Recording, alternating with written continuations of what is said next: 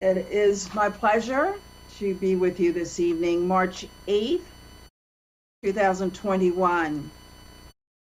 I will read the public charge. The Board of Commissioners asks its members and citizens to conduct themselves in a peaceful, respectful manner, both with the board and fellow citizens. At any time, should any member of the board or any citizen fail to observe this public charge, the chair will ask the offending person to leave the meeting until that individual regains personal control. Should decorum fail to be restored, the chair will recess the meeting until such time that a genuine commitment to the public charge is observed. I'd like to, for everyone, if you will join me in the Pledge of Allegiance, if we will, commissioners, to join us with that. I pledge allegiance to the flag of the United States of America and to the republic for which it stands, one nation, under God, indivisible, justice for all. At this time, I'd like to check with fellow commissioners to see if there are any adjustments to the agenda.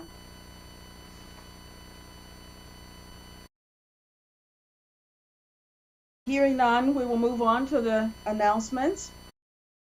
Our clerk, Monica Toomer, will now read the announcements. Good evening, commissioners, county staff, and public. I will read March 8th announcements. Virtual Teen Book Fest. Celebrate Durham County Library's 6th annual Teen Book Fest on Zoom. Join young adult authors for author talks and writing workshops. Please visit www.durhamcountylibrary.org/Teen Book Fest to register. Durham County 4-H Youth Entrepreneurship Workshop. Young people are invited to join this workshop to learn basic tools for starting a business. The class will take place virtually every Wednesday beginning March 17th through April 14th from 5 p.m. till 6 p.m. To learn more, please contact Darnell Parker at 919-560-0532 or visit www.agdurham.org/4hbiz. Eat NC Delivery. Durham-based Eat NC has a new food assistance program for seniors who need meals delivered. This program will have 3 ready-to-heat meals delivered directly to your door free each week. To sign up, please call or text area code 301-461-7838 or email eatnorthcarolina@gmail.com. Free rides to COVID-19 vaccine sites. Did you know that free rides are available to and from vaccine sites for people with appointments? Please call at least 24 hours in advance to schedule your ride. For more information, you can visit www.dcopublichealth.org/vaccine news. You can also call Go Triangle at area code 919-485-7582. You can call Go Durham at 919-560-1551 or Go Wake at 919-212-7005. 2021 Healthcare Marketplace reopened. Due to the COVID-19 pandemic, a special enrollment period has been extended to individuals and families seeking coverage in the Affordable Care Act ACA Marketplace.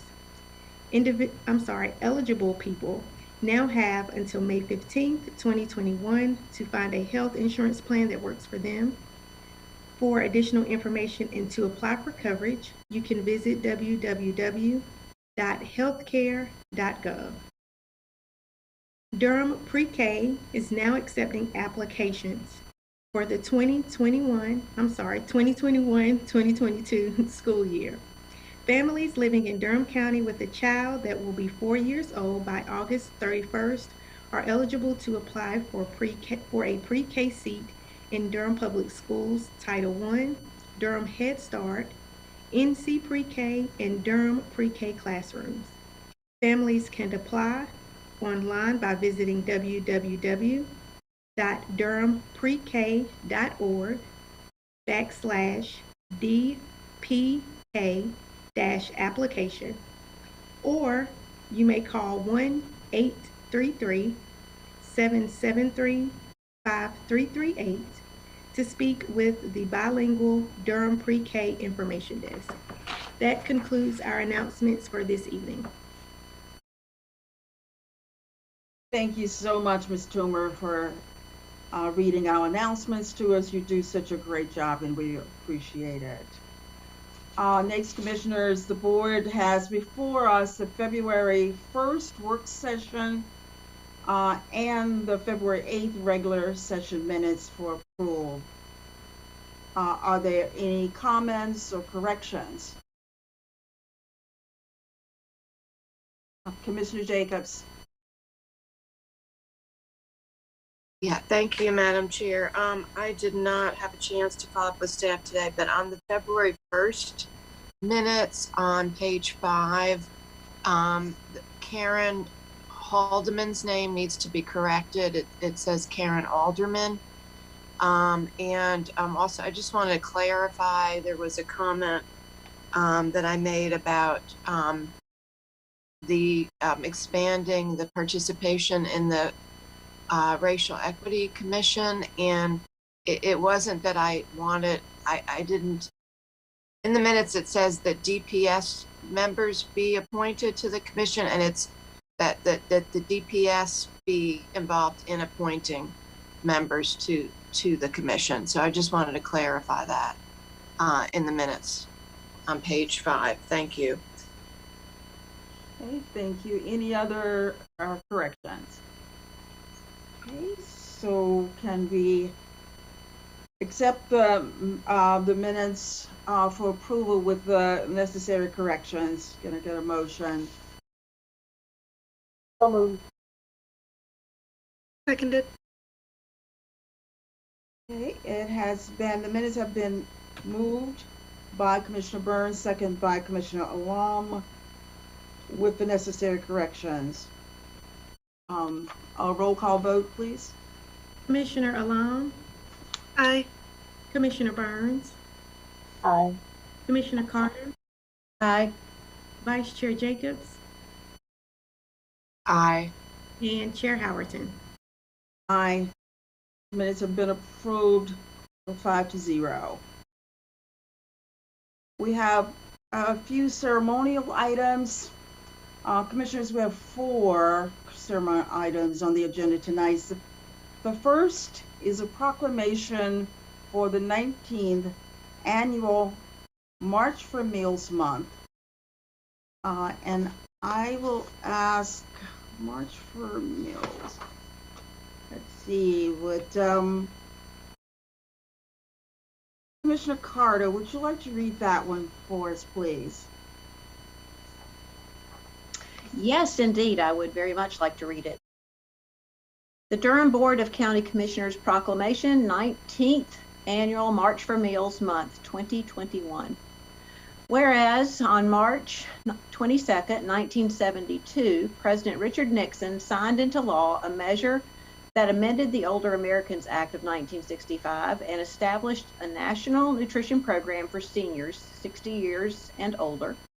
And whereas Meals on Wheels America established the March for Meals campaign in March 2002 to recognize the historic month, the importance of the Older Americans Act nutrition programs, both congregate and home delivered, and raise awareness about the escalating problem of senior hunger in America. And whereas the 2021 observance of March for Meals celebrates 19 years of providing an opportunity to support Meals on Wheels programs, that deliver vital and critical services by donating, volunteering, and raising awareness about senior hunger and isolation. And whereas Meals on Wheels Durham in Durham, North Carolina, has served our communities admirably over 46 years. And whereas Volunteers for Meals on Wheels programs in Durham County are the backbone of the program, and they not only deliver nutritious meals to seniors and individuals with disabilities who are at significant risk of hunger and isolation, but also caring concern and attention to their welfare. And whereas Meals on Wheels programs in Durham, North Carolina provides nutritious meals to seniors throughout Durham County that help them maintain their health and independence, thereby preventing unnecessary falls, hospitalizations, and/or pre-hospitalization. And whereas Meals on Wheels programs in Durham, North Carolina provide a powerful opportunity for social connection for millions of seniors to help combat the adverse health effects and economic consequences of loneliness and isolation. And whereas Meals on Wheels programs in Durham, North Carolina deserve recognition for the heroic contributions and essential services they have provided amid the COVID-19 pandemic and will continue to provide to local communities, our state, and our nation long after it is over. Now, therefore, be it resolved, I, Brenda Howerton, Chair of the Durham Board of County Commissioners, and on behalf of the Durham Board of County Commissioners, do hereby proclaim March 2021 as the 19th Annual March for Meals Month in Durham County, North Carolina, and urge every citizen to take this month to honor our Meals on Wheels programs, the seniors they serve, and the volunteers who care for them. Our recognition of and involvement in the National 2021 March for Meals can enrich our entire community and help combat senior hunger and isolation in America. This 8th day, March 2021, and there's a space for Brenda Howerton, Chair's signature. Thank you, Commissioner Carter. We have Annette Reed, Director of Community Outreach for Meals on Wheels in Durham, on the line to share additional comments. So actually, that would be me, Jason Peace. I'm sorry. I'm standing in for Annette. Well, welcome, Jason.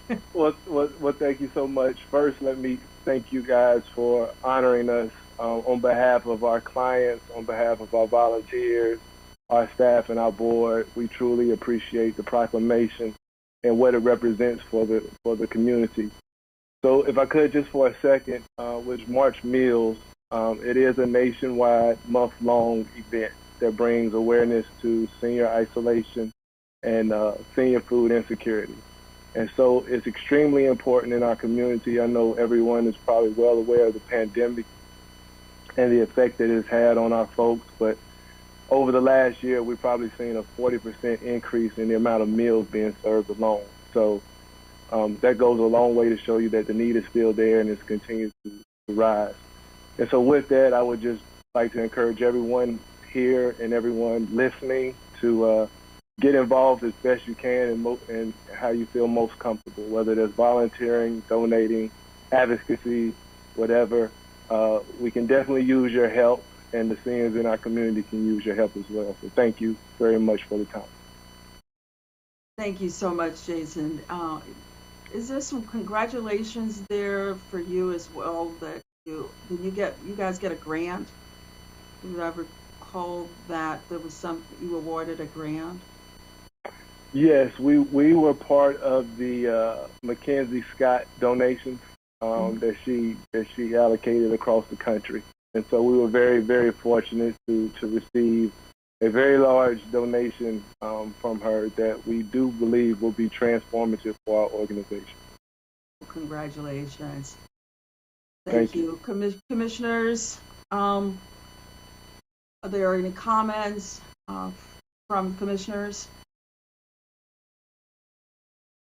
Commissioner Jacobs? Thank you, Madam Chair. And Jason, are you the new Executive Director of Meals on Wheels? Yes, I am. Well, I just want to say hello and welcome. And we haven't had the chance to meet you yet. And I guess we don't get to see your face, but Can I cut my camera on now? oh yeah, Yes, we'd love you to. can. Yeah, we'd love to see you. We'd love to put a voice. Hi. There we go. Well, Hey, great to meet you. And I had heard about you, and I thought your name sounded familiar. So just excited that you're here, part of our community. I know it's hard to take the helm of an organization during the pandemic when you are not getting to actually meet people in person, but that will happen someday soon. And I just wanted to say thank you because Meals on Wheels has been such an important part of our response to the pandemic since the very beginning, with our seniors, addressing the critical needs of our seniors, and the way that you all pivoted to doing these frozen meals and doing kind of bulk meals together. And also, I just know from being on the DSS board that we had a wait list of over 400 seniors at one point, really towards the beginning of the pandemic, and it has miraculously been greatly reduced. So I'm really grateful that you all have been able to increase your capacity and take care of more people in our community. So thank you. thank you so much for those words. It's truly a testament to our volunteers and the community support. You know, the things that we have been able to accomplish, we wouldn't have been able to accomplish without that. So as much as you're heaping praise on what we are doing, it's really the community and our volunteers, like was mentioned earlier, that is the backbone of what it is that we're able to do. So thanks to everyone involved. Thanks for the support. And we're just going to continue to push forward and do what we can to feed our seniors in the community. I see you, Jason. I see you. I didn't want to break procedure, so. No, you're doing great. Thank you. All I right, see thank other you. commissioners may have something. Anyone else? I just want to, you did mind Commissioner Houghton, Chair Houghton, when you spoke about the awards they received from the Mackenzie Scott. She truly scoured the United States to actually find out who would be best to be a recipient. I know that as these meals have gone out, not just Meals on Wheels here, but when we think about other food banks, you all not only deliver meals, but you also deliver valuable information when these meals go out. And so that is something that I think people do not think about, that you all nourish the mind, the body, and the soul. Because many times individuals that receive Meals on Wheels, that is the only contact that they get with the outside world. And I think sometimes people forget that. So I know it'll probably get me in trouble with some people, but Jason, I just want to say thank you for doing God's work, because the misinformation campaign is very real. And I think I read somewhere that you all are seeing a 50% uptick in the meals that you all have to deliver. So the need is very real. So I also encourage the Durham community, while we appreciate Mackenzie Scott, I hope that you all continue to get some homegrown support as well. And I look forward to helping deliver meals someday. So you hold me to that, because I said it on camera. All right, you got it. You got it. Thank you so much. Thank you so much. So, Jason, one of the things that, this is so dear to my heart. It's not. I deliberately put myself on your board over a year ago, and haven't been able to attend a lot of meetings, but I think about you a lot. I think about the people and appreciate the work that you do to support seniors in this community. And I know I will be seeing you real soon. I have a commitment with There you we guys, go. so I'll see you soon. Sounds Thank you good. so much Sounds again. good. Thank Chair you. Hampton, can I just add Yes. in, I wanted to Sure, share. Commissioner Long. Thank you. Go I ahead. wanted to add in my appreciation and echo Commissioner Burns' statement about, the Meals on Wheels. You guys are really providing that human interaction that, especially now, is so vital for people who are in isolation.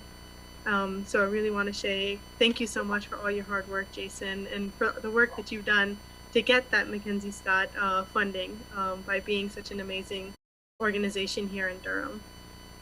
Yes. Thank you for that. I would just say again, it's a collective effort. You know, we wouldn't be here without the support of the community and the volunteers and obviously our staff that go into it every day to try to make things work as they should. So we're very appreciative of everything, and we just look forward to continue to supporting the seniors of Durham. So thank you very much. All right, all right. Okay, so the second item is a proclamation for National Social Work Month. The board is issued the proclamation recognizing social workers for their dedication to improve human well-being and enhancing the basic needs of all people. I will ask Commissioner Burns to read this proclamation, and we have Ben Rose, the social services, on the line to share details about this week of events.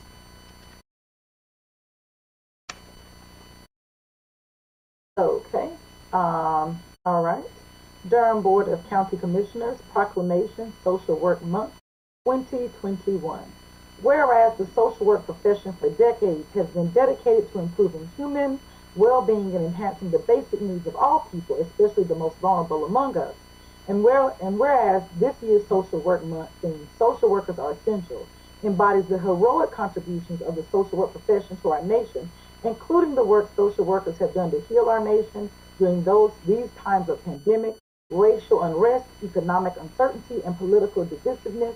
And whereas social workers have always been present in times of crisis, helping people overcome issues such as death and grief, and helping people and communities recover from national disasters such as fires, hurricanes, and earthquakes. And whereas social workers have helped this nation live up to its values by successfully advocating for equal rights for all people, no matter their race, sexual identity, gender expression, culture, of religion.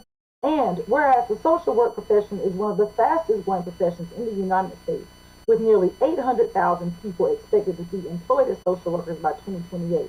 Whereas social workers work in all parts of our society to empower people to live their fullest potential. And whereas social workers have worked with families in schools throughout the pandemic to ensure students reach their full academic and personal potential. And whereas social workers play a crucial role in our nation's healthcare system and have played a key role in this nation's response to COVID-19 and helping individuals, families, and communities cope with the pandemic. And whereas social workers for generations have advocated for positive changes that have made our society a better place to live, including urging policymakers to adopt the minimum wage, improve workplace safety, and enact social safety net programs that help ameliorate hunger, homelessness, and poverty. And whereas social workers are one of the largest groups of mental health care providers in the United States and work daily to help people, whether in person or remotely, overcome substance use disorders, mental illness such as depression and anxiety. And whereas social workers will continue to stand ready to assist our nation in overcoming present and future challenges, including pushing for racial equity, ending gun violence, improving health care and mental health care for all, and urging lawmakers to adopt immigration reform. Now, therefore, be it resolved, I, Brenda Howerton, Chair of the Durham Board of County Commissioners, and on behalf of the Durham Board of County Commissioners, do hereby proclaim March 2021 as National Social Work Month in Durham County, North Carolina, and call upon citizens to join the National Association of Social Workers in Durham County in celebration and support of the social work profession. This, the 8th day of March 2021. Thank you, Commissioner Burns. We have Ben Rose. You want to give us on the phone? Yes. Good evening. Good evening, Ben. Good evening. Thank you, Commissioners, and thank you, Commissioner Burns. I love the way you read that proclamation. That was with passion, like a true social worker. And just for the public, Ben Rose is our DSS director, just so that everyone knows. Thank you, Chair Howard. So thank you for this opportunity to present this proclamation. Governor Cooper has adopted it for the state, and we always like to bring it to the local Durham Board of County Commissioners to adopt it in the month of March. Javetta Whitfield is on with me as well. I see her. She's our Assistant Director of Child and Family Services in DSS. And we are very excited this year for this proclamation because while this celebrates all social workers, of course, across all the spectrum of disciplines and fields that exist, we are really celebrating the DSS social workers, especially in our agency this month. The essential worker theme has really stood out to me this year as something that is really nice to hear. Our social workers actually in the protective services area of child welfare and adult protective services are actually now classified as first responders since the pandemic hit. And we are very proud of the work that they have done. Social workers are definitely social justice warriors at all levels, including our agency, and they work hard for our families and disabled and seniors to serve them and provide them the best possible services, really, I think, empowering them, as the proclamation says, to reach their full potential. And I'm so proud of the work that goes on in our department with our social workers. I wanted to give you just a couple of quick examples of what our social workers have done over the past year to kind of give you a taste of what they've had to face. We have had social workers literally supervise COVID positive children in the agency, in hotel rooms, taking care of them while we could not find resources immediately. We've had social workers literally stay with them and supervise them as young as 4 and 5 years old, I believe, at some points.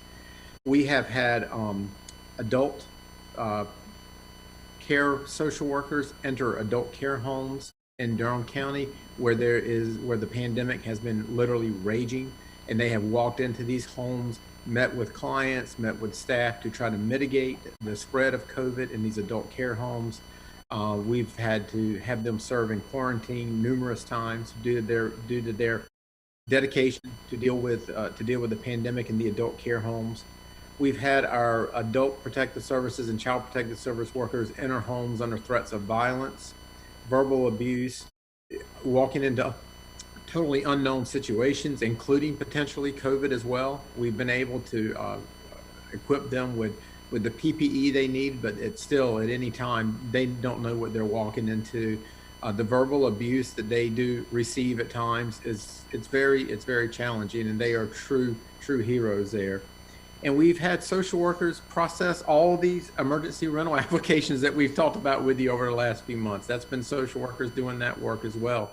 Well over, I believe we have processed about 2,100 applications, provided assistance to about 2,100 households, totaling over $7.5 million so far. And that's just the start. We got a lot more to come. So that's just some examples of what our social workers have been doing over the past year, but every one of them is truly dedicated and committed to making an impact in our residents' lives. And we are just pleased that you are celebrating with them through this proclamation, and that the governor has acknowledged this profession as well too. Social work is still a profession it's growing, and we're very eager. That the proclamation does note about a future workforce of over 800,000 social workers.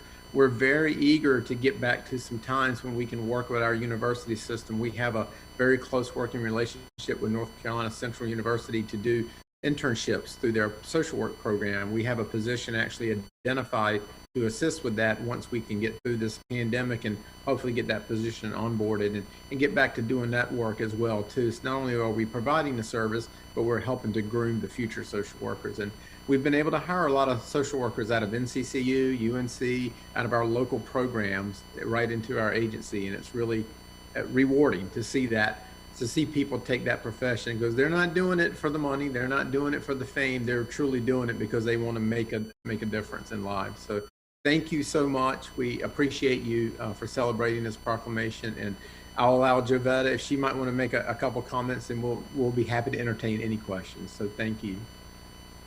Thank you, Ben. Ms. Javetta.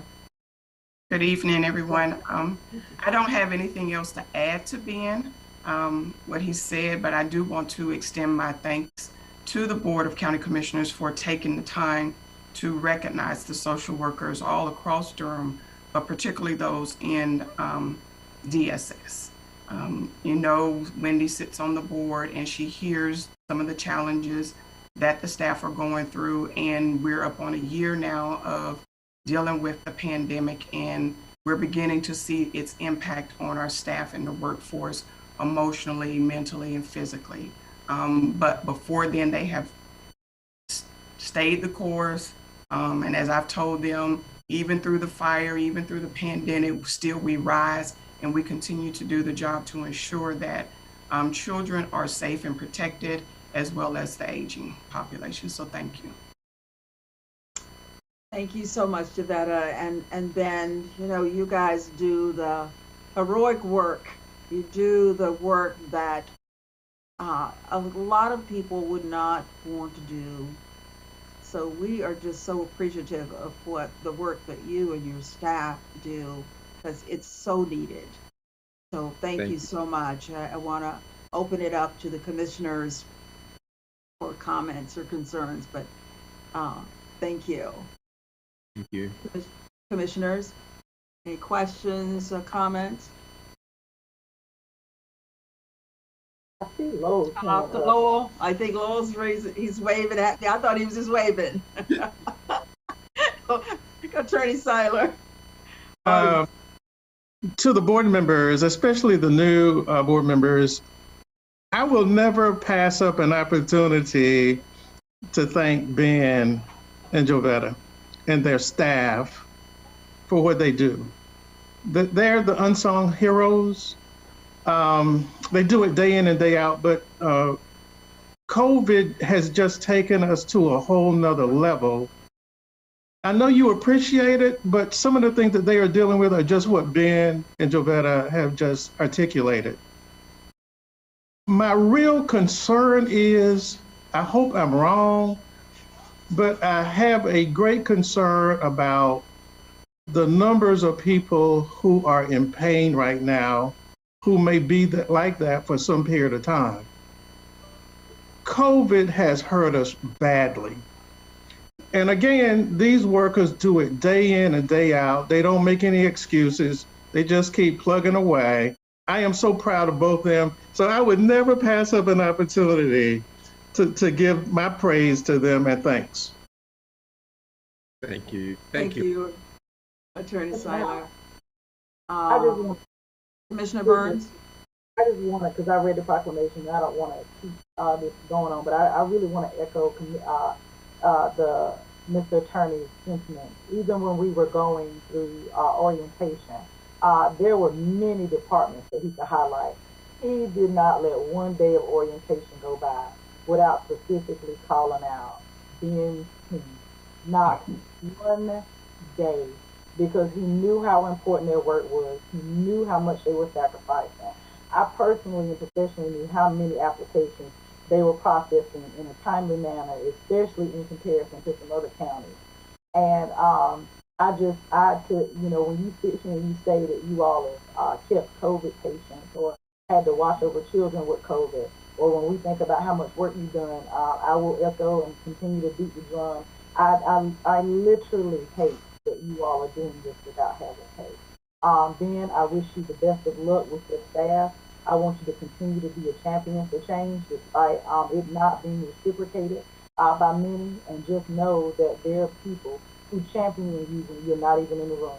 I had no idea what Attorney Seiler was going to say, but every single day he fought for you in that room and made sure that it was drilled into Commissioner Alam's head and my head to not take you for granted.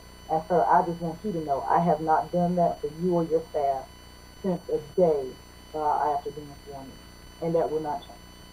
Thank you so much. We really appreciate that. And we appreciate Lowell and his staff, because we work in very close partnership with the attorneys, especially in the child welfare arena, but in adult protective services as well. And it's a partnership, it's a collaboration, and it's a team, it's true teamwork. And he is always my go-to guy too as well.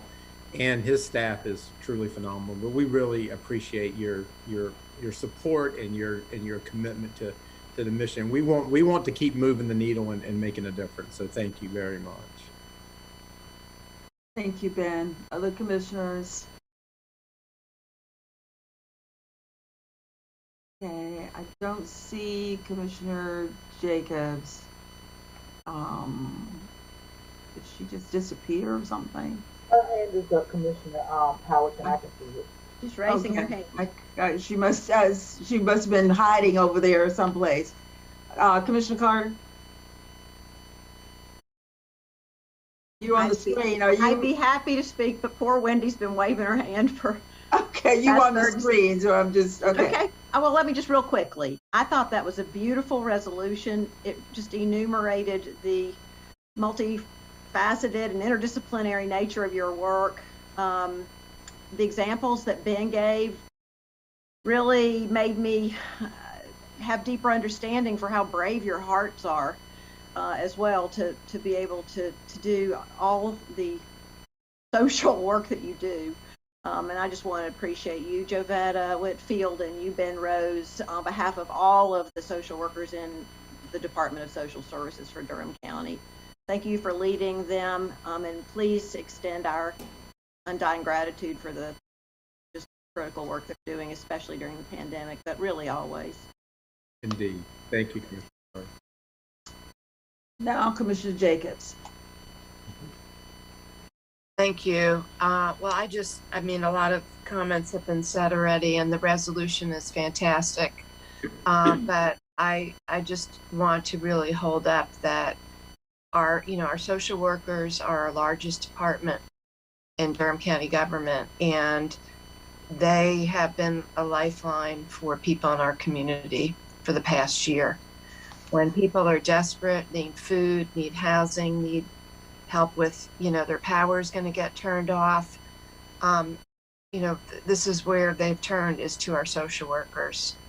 And, talking about a lifeline like we spoke about with Meals on Wheels, that's what social workers have been for thousands and thousands and thousands of people in our community.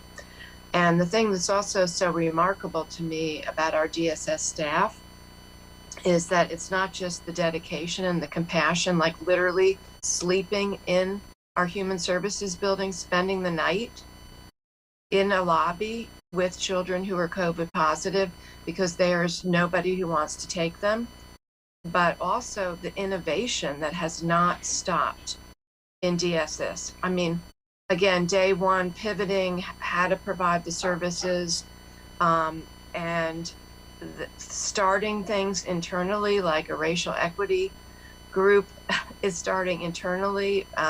Things that people like Pam Purifoy do, our PR person, starting an internal newsletter. It's just, it goes on. And as Lowell was mentioning too, I mean, the attorneys who've still been going to court as well, who are being frontline workers in court. So we've had some really nice gestures, like recently a church in Durham actually bought gift cards for, and Jovetta, you can correct me on, I don't know if it was just the CPS staff, but it's really nice when people in the community do things like that.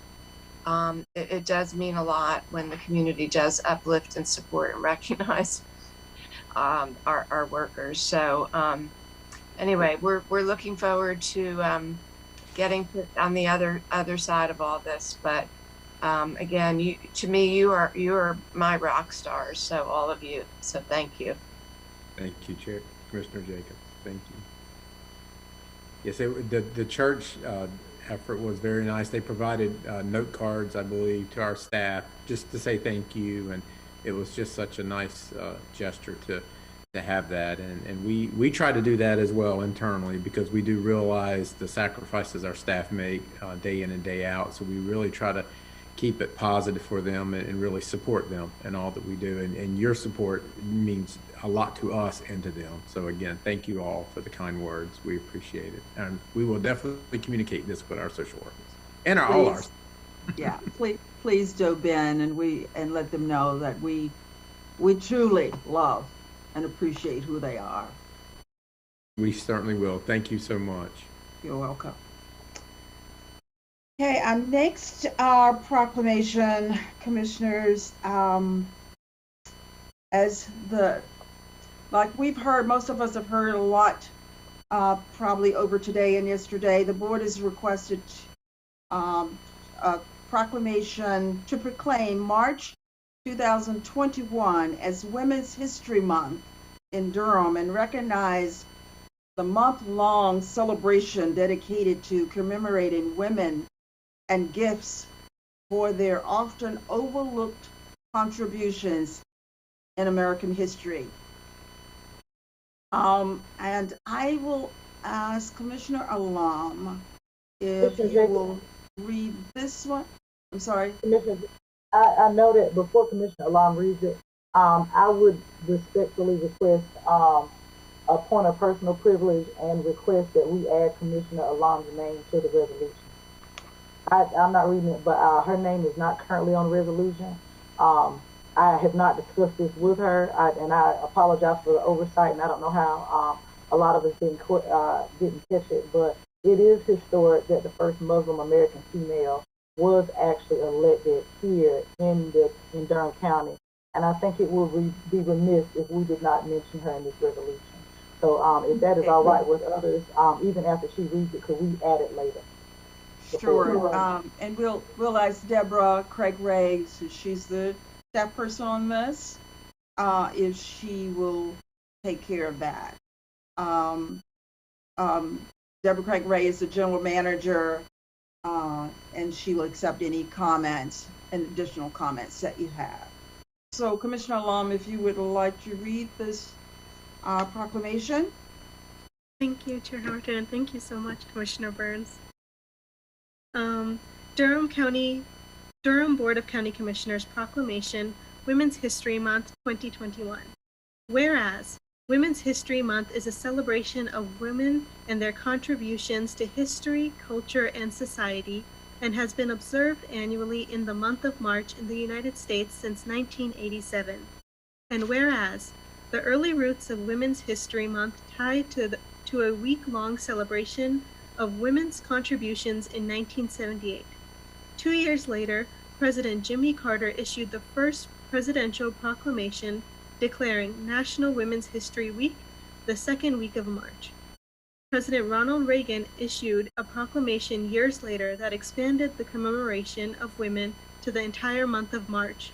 And whereas, during Women's History Month, the extraordinary achievements of women and girls of all races, ethnicities, and backgrounds is celebrated as their significant contributions to the world are highlighted. And whereas, while the 20th century was a pivotal time of growth for women entering politics, women remain underrepresented in male-dominated fields in the 21st century, and thus providing opportunities to support women in public office remains imperative. And whereas, in 1916, Jeannette Rankin was the first woman elected to Congress, and whereas in 2017, Commissioner Brenda Howerton became the first commissioner from Durham, North Carolina, to serve as president of the North Carolina Association of County Commissioners.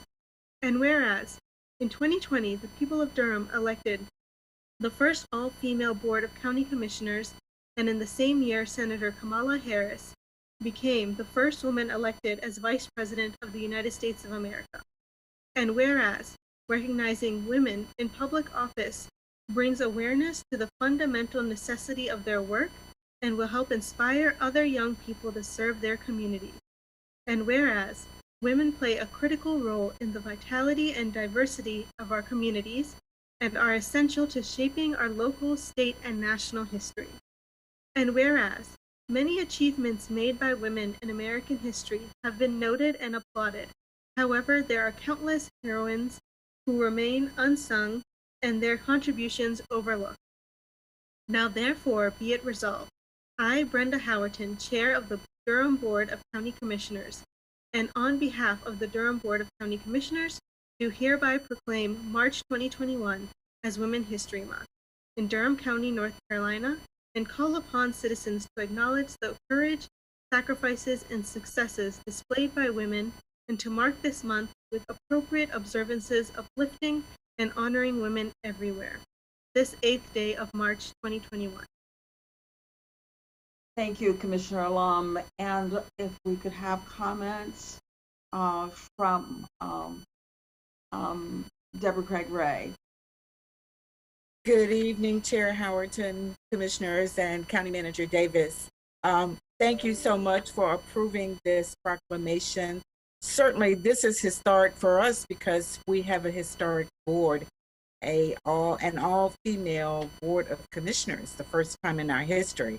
And I did hear you, Commissioner Burns. We certainly can wordsmith this document to call out Commissioner Alam as the first Muslim American, and we certainly will make that edit. Again, our public information team is working this month to really amplify the noteworthy leaders that have come through Durham County. Each week we are putting up social media posts honoring first chairs and other significant members of your board and others throughout the county. It is important to us that everyone understand how much we value the work that has gone on and that is going on by the women in our community. And again, we honor all of you and just thank you so much for your service. Thank you, Deborah, so much for this proclamation, lifting up women. Right now, I'd like to check with the commissioners if you have comments or questions. Commissioner Jacobs. Thank you. I just want to thank Commissioner Burns for raising the question, and very important, Commissioner Alam is the first female Muslim elected official in the state of North Carolina. Huge achievement. So I'm so glad that you recognize that deficiency on our proclamation. And I also want to thank you, Deborah. I have seen some of the social media posts that you and your staff have been putting out. I saw one with Commissioner Reckow today. I saw a past one with Commissioner Herron on there, who was one of my mentors and actually the person who encouraged me to run for office. But there are a lot of, we know Mary Ann Black and so many really past county commissioners to recognize. So I appreciate that you and your staff are doing that. Thank you so much. Absolutely. Hey, thank you so much again, Deborah. There are a lot of powerful women around. Commissioner Carter. I also wanted to thank Deborah for helping us, have this proclamation, which is really could be thought of as a call to action for accelerating women's equality. And it really feels like COVID, women have made a lot of strides in the workplace. There still is not gender equity, but it feels like the next big new frontier in the workplace for women might possibly be something like paid time off. Especially during COVID, it's mostly women who still have the child care responsibilities at home, and they were faced with impossible decisions whether to keep working in a job that didn't have paid time off or whether to stay home with the kids. So I just feel like that may be our next big fight. And I did want to raise up a little toast to women. It's my sparkling water here. Here's to strong women. May we know them, may we be them, may we raise them. Awesome. Thank you. Thank you, Commissioner Carter. Commissioner Alam. I just want to add on how appreciative I am to have been elected to a board of all women. And I want to give a shout out to the residents of Durham County that voted for all 5 of us women to be serving them and to be representing them here on this board. And how exciting it is that there's going to be young girls, not just across Durham County, but across the state and across the country that are looking to us as an example of what they could possibly one day be. Okay, any others? Comments? Thank you so much, commissioners. This is an historic event for us in Durham that there are all women, and women, there's still more to happen for women. We still makes 70, I think it's 70 cents on a dollar. So we're still not there when you talk about women equality. So we still have a lot of work to do, and so we can't stop at this point. We have to keep it going. So thank you so much, Deborah, for bringing this resolution to us. And certainly we will make that edit and circulate it back out to you very soon, within a day or two. Wonderful. Thank you. Dollar, I can't hear you. $63. Is it how much? 63. Is it 63? I read somewhere that it was 70. It is, but for black women, it's 60. Oh, gotcha. Gotcha. And I believe for Okay. Latinx women, it's in the 50 cents, correct, Commissioner Byrne? Yeah. Right. Okay. 450. Okay. So the next item is the board is requested to recognize the Bull City United Week of Peace. This recognition is typically shared the first week of January on a citywide week-long event. However, due to COVID, the event was held February 1st through the 7th, and we have David Johnson, Bull City United Outreach Supervisor, and Keisha Gray, Bull City United Outreach Workers, on the line to share details about the event.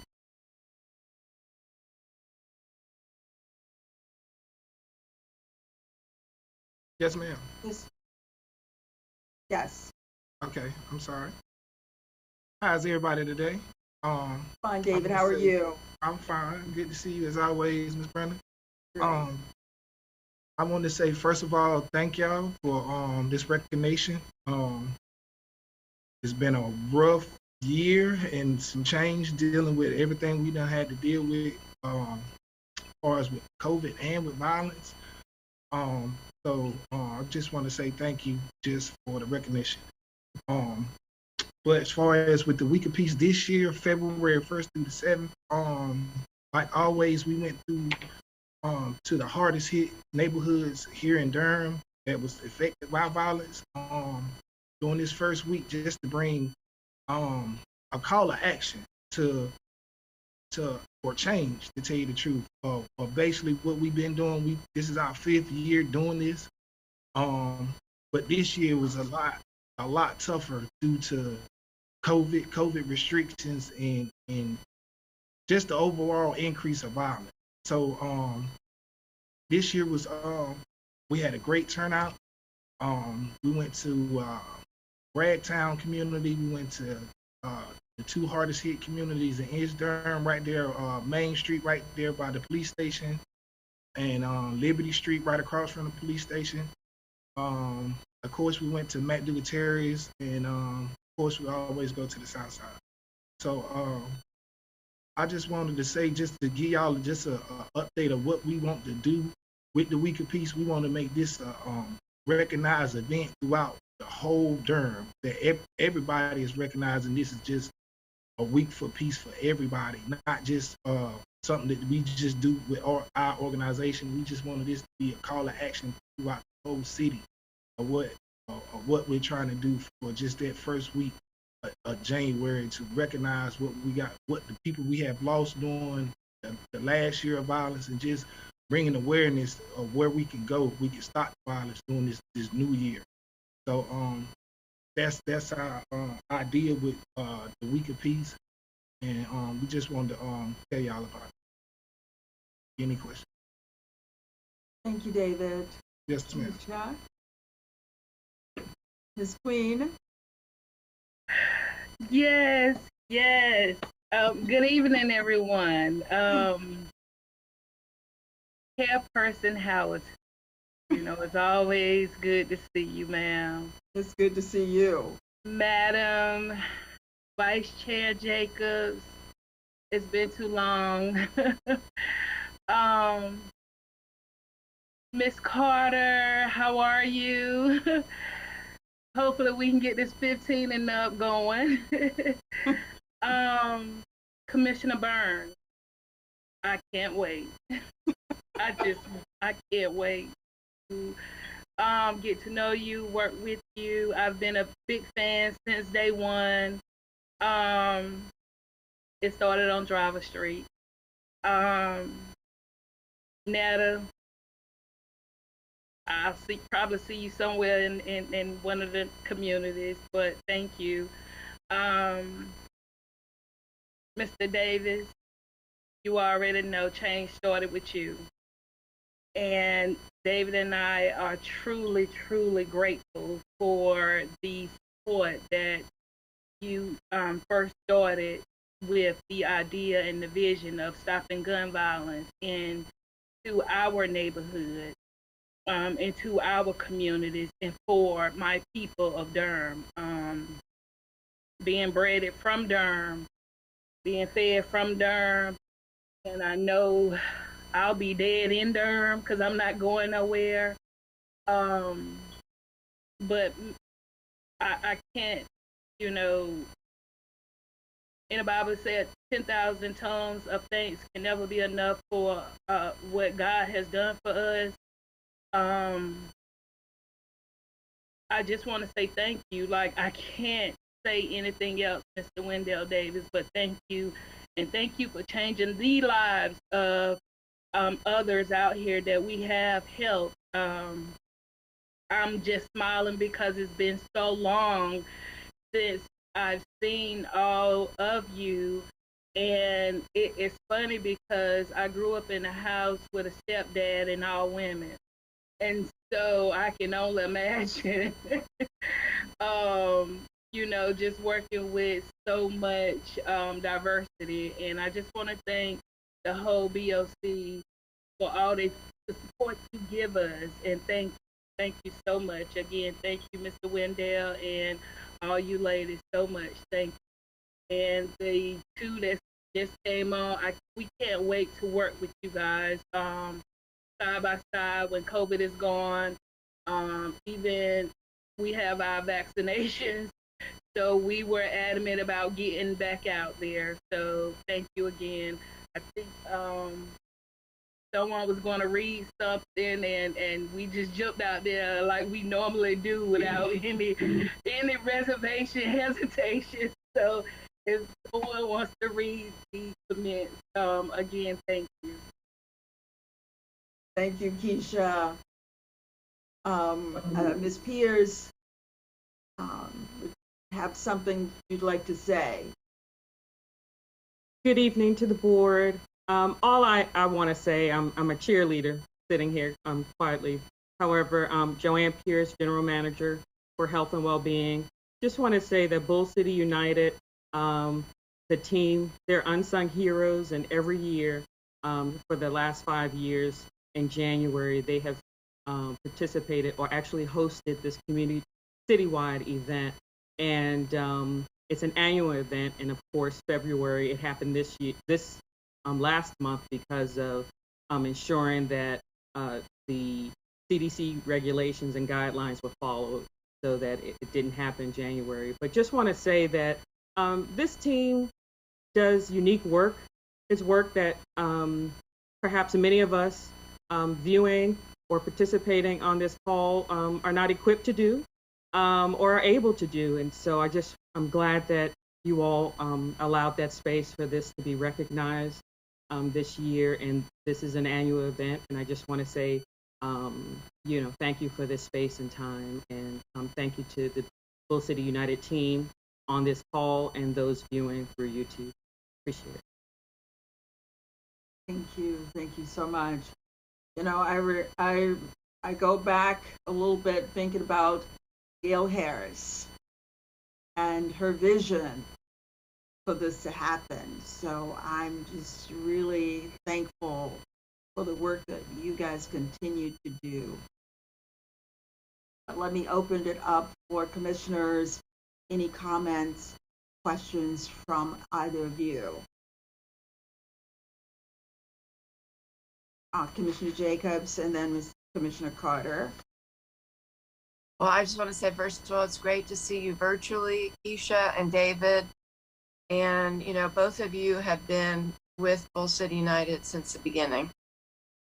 And that is tough. The work that you do is so hard, and I mean, I don't even know the fraction of all that you have been through and the losses. And like you said, this year has been a really rough year on so many levels. I really just want to say I appreciate you hanging in there, not giving up on our community. And yes, Joanne, it takes special people with special skills and talents and expertise, and that's what we have in all of you. So I appreciate you. I'm really excited that the city is going to invest a whole lot of money in Bull City United, and that's a testimony to you guys that people in the community and the city who, people are desperate to try to stop the gun violence in our community. And so what speaks volumes is the amount of money that they want to partner with us and to expand the work that you're doing, which I think is really exciting as you bring new people in and train new people. Keisha, I really appreciate the way that you connect people to resources in our community, because that's part of it. It's peace, spreading peace as a lifestyle, but we know it's more than that. People, what's the root causes of the violence? That's the key thing. And connecting people to jobs, to, whatever they need. Because we have tremendous resources in our community. And unfortunately, too many people are not connected to it. So I'm sorry I missed the Week of Peace this year. I didn't know about it, but please let us know how we can support you in whatever way. Thank you. Thank you so much. And you yourself have connected Bull City United and the community members with several jobs, as well as getting folks out for voter registration. Thank you for all that support over the years. We could not do this work without the producers behind the scenes. So, you can look at it as, someone is at the mic and someone is making sure the mic works. So everyone has a position, and when we all play our position, the gun violence will, decrease, and the expansion of gun violence decrease and will, decrease over time. And I just want to say thank you again, Commissioner Jacobs, for your support to Bull City United and the resources that you did give. I think Commissioner Carter.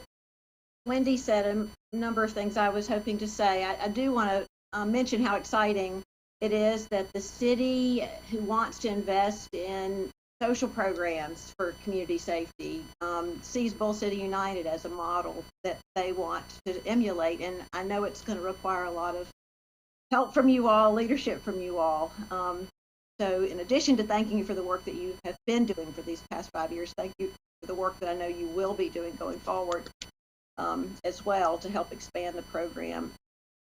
Truly, this work to interrupt the spread of violence is no easier. I think it's harder than trying to stop the transmission of COVID. That's scientifically more manageable. And yet, you're in there really following the evidence-based model, the cure violence model, trying to interrupt the transmission. And I too, like Brenda said, remember when Gail brought, I think it was a video of the Baltimore cure violence, a video of it, so the Board of Health could check it out. And, I'm glad that that has come to fruition in Durham, and really appreciate Keisha and David, the work that you're doing there and the leadership that you're providing on an ongoing basis. And many other counties have reached out on the model. I'm sorry, David, you can explain that part. Many other counties have reached out for the model because of Durham County, because of support that you guys give. And also, Ms. Hyde, I'm not going to say anything. I'm going to let David get in. But to the day, I still have contact with the young ladies that the group that you were in. So we still have connection as well with the homelessness. Um, that's a cause also to gun violence. Disproportionate, the environment, racism, a lot of stuff, that we have to fight to help a person not pick that gun back up.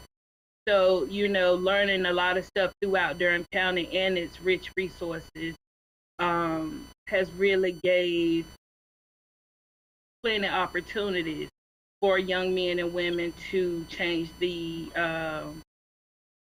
way of thinking. But yeah, thank you so much.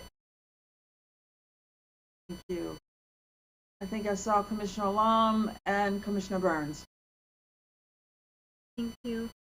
I want to add to all of the praise, Keisha, David, and your team.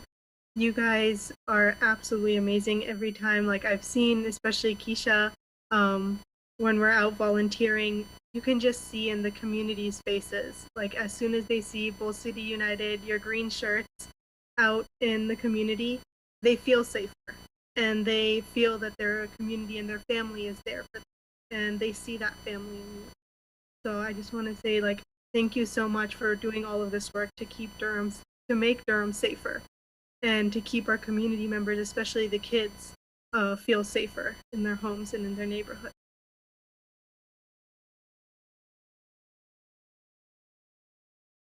Thank you. We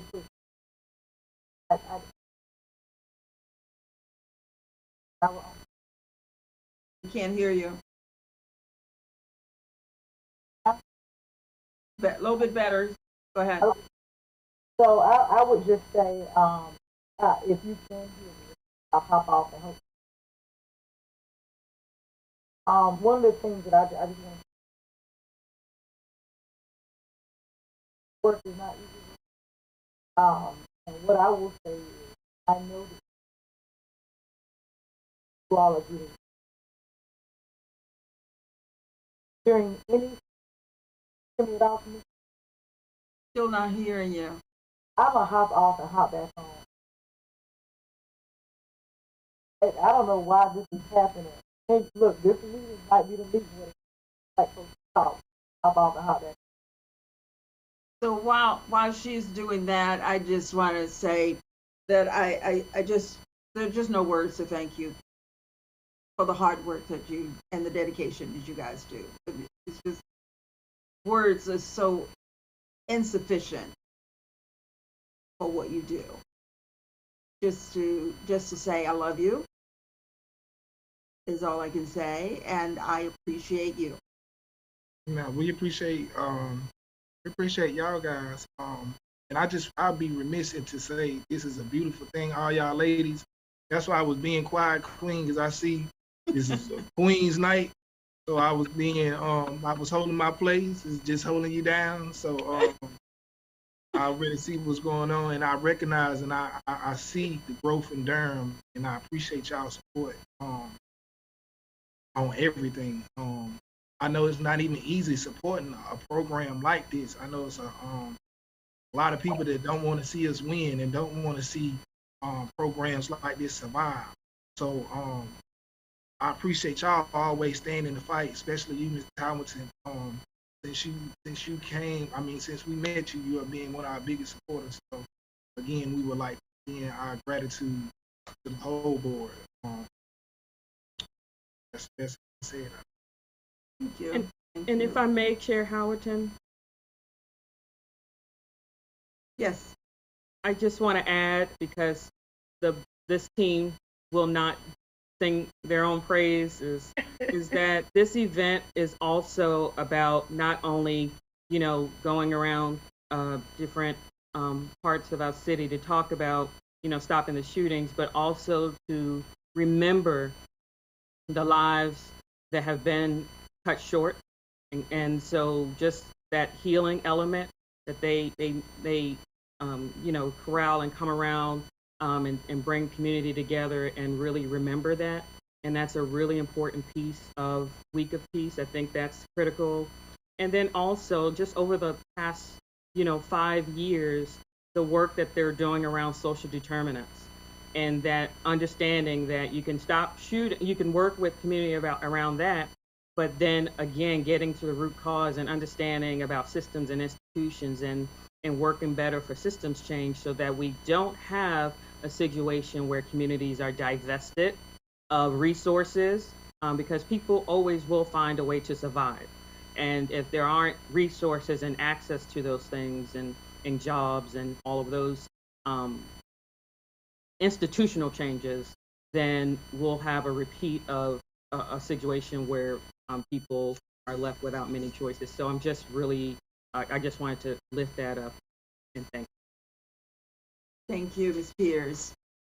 Commissioner Burns, you want to finish your statement? Yeah, I want to give advice.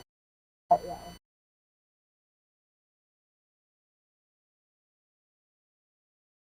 I would be remiss if I did not. I would just give a call on now. Are you not hearing me? It's,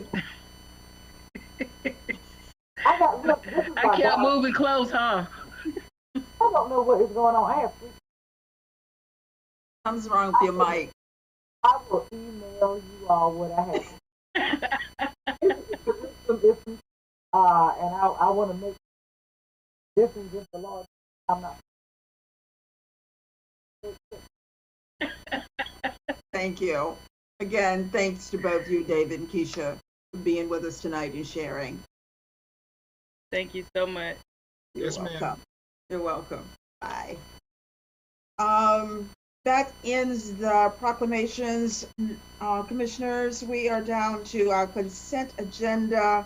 We have 18 consent items on the agenda. We have received and discussed all of the items with the exception of number 210130 and 21172,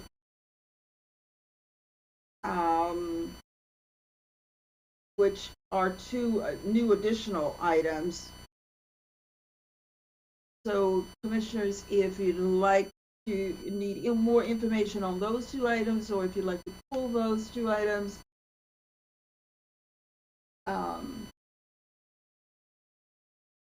or I forgot, I should let the manager go through the consent items. Thank you, Madam Chairman. Good evening, Madam Chair, members of the board. I will start obviously at the top of the consent agenda. Item 645 is a budget ordinance amendment recognizing a $150,000 grant from Global Tel Link Corporation to the Durham County Sheriff's Office. Item 0019 is the approval to execute a contract with Tyler Technologies to purchase Eagle System software in the amount of $487,106 for our Office of the Register of Deeds. Item 0087 is to approve a budget ordinance amendment appropriating $300,000 from the Risk Management Fund balance and to transfer those funds to the general fund to settle a legacy claim. Item 0089 is the approval of the budget ordinance amendment appropriating $194,207.63 of the debt service fund balance to replace the x-ray machines and metal detectors in the courthouse and the detention facility, and the approval of a contract with Point Security. Item 105 is the approval of a budget ordinance amendment.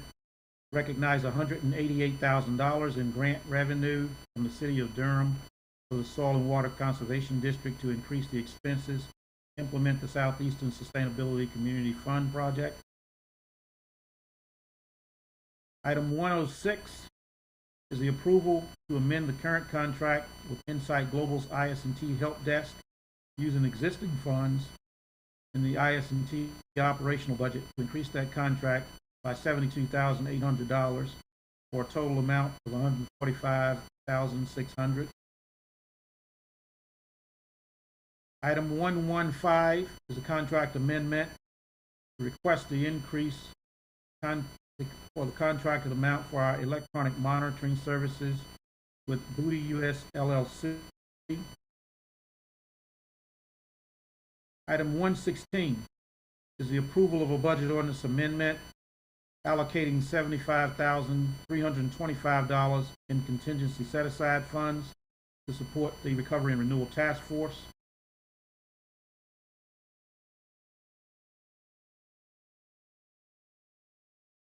Item 117 is a budget ordinance amendment for the youth home expenditure budget by $30,000 to offset unplanned expenses for the youth home due to the increase out-of-county placements. Items 129 is a budget ordinance amendment for youth home expenditures, increasing that by $70,200 for psychiatric services, the youth home contract. Item 130 is a budget ordinance amendment appropriating $6,920,596 of sewer utility enterprise fund balance.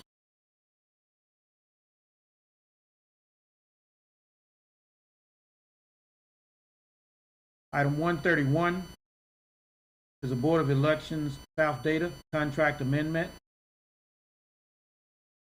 Commissioner Item Howerton. 136. Oh. Mr. Manager, Commissioner Burns. I don't want to pull the item. This is a 30-second comment. We don't often talk about Board of Elections, but I did want to congratulate Derek and his group because if I'm not mistaken, 4 days ago, they actually won an award. It was announced that they were a recipient of the 2020 Clearinghouse Award for U.S. election assistance for the tracker that they developed, and it was received well. So we don't get a lot of time to see people in the building. So hats off to Derek and his group for this recognition, especially during a time when people don't feel very confident about elections. I'm happy to know that here in Durham, we're doing things that are innovative. So I just want to throw that out. Congrats to everyone at the Board of Elections. Okay. All right. Thank you. Can continue, Ms. Manager. Item 136 is a capital project amendment, 500 block of East Main Street regarding parking, and the capital project is using the $300,000 of future taxable financing funding to authorize the execution of architectural services with Little Diversified.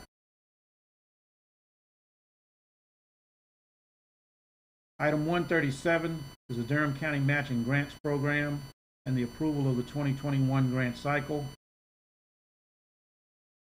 Item 138 is the approval of the purchase of goods contract with various vendors for the private offices, conferences, and miscellaneous furnishings.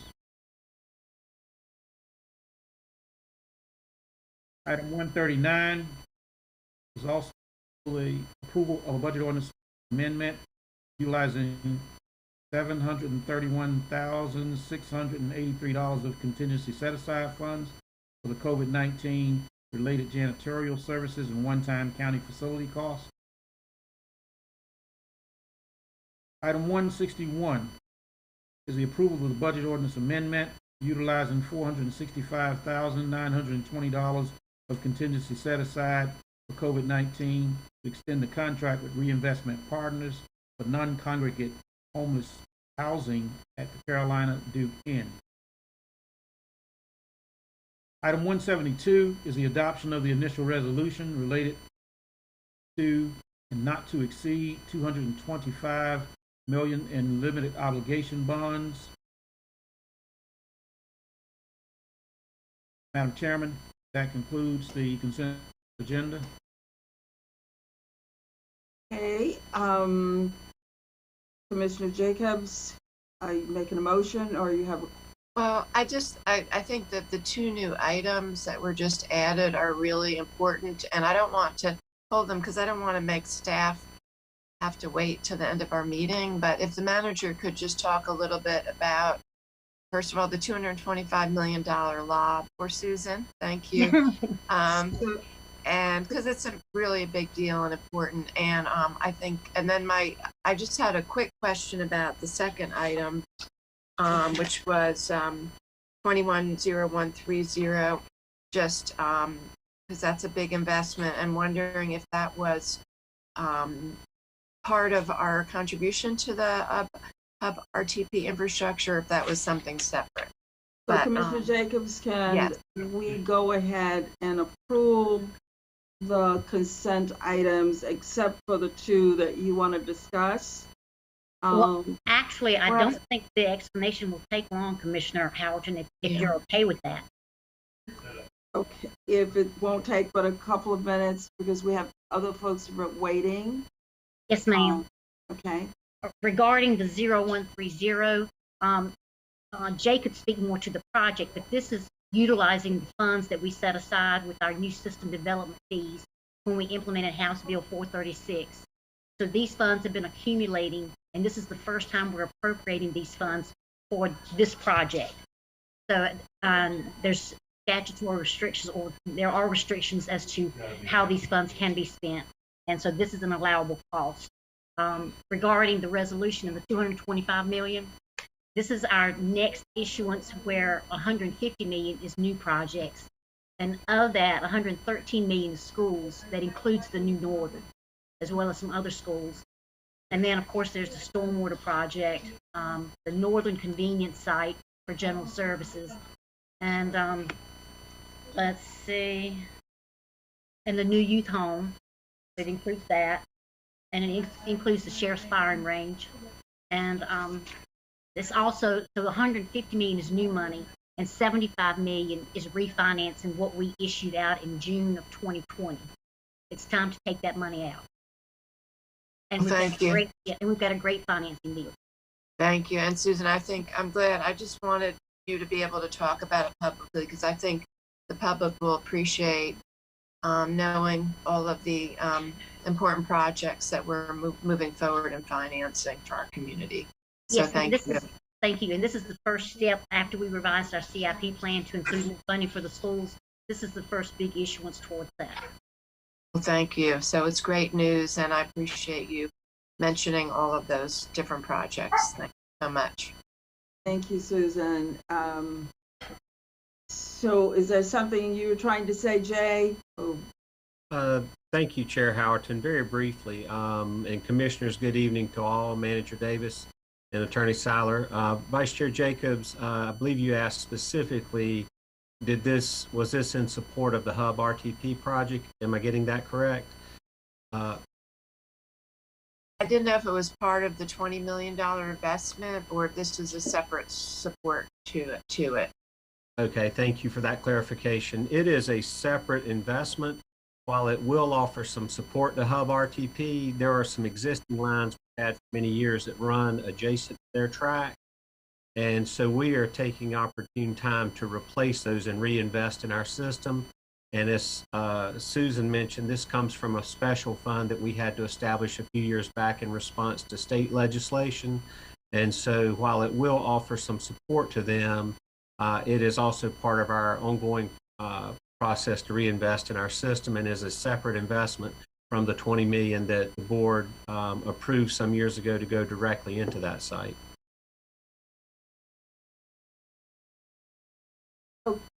Sorry, but thank you, Jay, and I appreciate that this is also how innovative you all are using reclaimed water for this as well. Thank you. So if I could have a motion to approve the consent agenda. I make a motion to approve the consent agenda. I second. It has moved by Commissioner Burns and second by Commissioner Alum to approve the consent agenda. I will ask the clerk for a roll call vote. Commissioner Alum? Aye. Commissioner Burns? Aye. Commissioner Carter? Aye. Vice Chair Jacobs? Aye. Chair Howerton? Aye. Passes 5-0. The other items, the next we have our public health director focused on COVID-19 crisis. The board requested a public health focus update from our county staff, response and efforts. This discussion is led by Rod Jenkins, our director. We are pleased to have you with us this evening and your hard work, and you're looking mighty dapper there with that bow tie. So Thank you welcome. very much, Madam Chair. I must have came in grouchy because you made me smile real fast. I just want to say good evening to my board, my county manager, county attorney, all the general managers. As always, we thank you all for your undying support. And to this historic board, I bid you a happy International Women's Day today. We appreciate your strength and your resilience and all that you bring to the County of Durham, and we salute you. As I always do, we encourage everyone under the sound of my voice to just really continue to keep yourself safe. We are definitely seeing positive trends downward, but we admonish you to continue to wear your well-fitting mask. Stay at least 6 feet away from people who don't live with you. Avoid crowds, gatherings, and poorly ventilated spaces. Postpone travel if you can. As always, wash your hands often and vigorously. And most importantly, in this COVID vaccine time, get a vaccine when it's available to you. I'm still proud of work staff. For the most part, this past weekend was the first weekend where we really were able to enjoy a little rest. We weren't surveilling, we weren't vaccinating, we were resting. And it came on the anniversary of our malware attack. And we are so proud of the staff because they have been going a very, very long way. Some current statistics for your listening pleasure. We have 745 active cases. 21,467 individuals in Durham have beat COVID. Unfortunately, 212 individuals have succumbed to COVID-19. And our thoughts, prayers, and meditation continue to be with them and their families. Total cases since the beginning of the pandemic about a year ago, 22,429 total cases. Our 7-day moving average of positive cases continues to decrease. We're at 42 positive cases last week, which is a decrease of 51 the previous week and 69 2 weeks ago. So far for the month of March, 331 total cases. Continue to look at race and ethnicity, not only in COVID positive cases, but also in our vaccination as a part of the state's overall vaccination equity strategy. Our Hispanic or Latinx population, which represents 14% of Durham County residents, right at 17.24%. They continue to be proportionally represented. Our African American population, which represents 37% of Durham, is at 40.82%, slightly high but proportionally represented. And our white population continues to be underrepresented. 54% of all Durhamites are white, 30.34% of all cases remain in this population. Nothing much has changed as where the workplace is seeing COVID, correctional institutions, nursing care facilities. We're doing extremely well. However, there's still some cases there in our university setting. Our positive percentage of labs reported electronically continue to go down. Last week, it was at 3.8%. This is a decrease from the prior week of 5.3%. We are fortunate to have Duke's model, and Duke's model showed Durham's infection had grown 1.1%. So we are doing extremely well. We continue to see the state's positivity rate go down and Durham's go down as well. Let's talk COVID vaccination. I know I have probably about 8 more minutes to go, and I'll try to be as brief as I can, ma'am. Our operations at the Health and Human Services was most recently featured in Bloomberg as a part of North Carolina's national recognition by Bloomberg for shrinking racial disparities in vaccination rate. Our health department was featured in a national photo And I just want to give a shout out to our very own Lorraine Honeywell, who was featured doing her job as a vaccinator and vaccinating one of our residents. And I was so proud to share that article with you. It's important for me to say to the commissioners that we have operated our very own mass vaccination clinic since late December. We have the capacity to vaccinate upwards of 700 residents daily, and our average is roughly about 550 vaccinations per day, depending upon the vaccine, whether it's first dose vaccine. We have quietly gone about taking care of our residents, and that's what you guys have empowered me to do. Thank you. I'm also happy to report that we do have a state-supported site, COVID vaccinations here in Durham, and it is the site that is located at Durham Public Schools Staff Development Center off of I-85 at Hillendale. They have received 3,000 doses of Johnson & Johnson's vaccine in partnership with us for our efforts, and we maintain a daily contact with them. And that site is being manned by OptumServe. And we are grateful for the state for their partnership. We thought it not robbery, commissioners and general managers and county manager, to rally for us to be the first site, the pilot site, if you will, in the state of North Carolina for COVID vaccinations. So that is going extremely well. They can vaccinate upwards of 200 plus residents at that site. Our partnerships continue to allow us to expand our bandwidth and serve the community.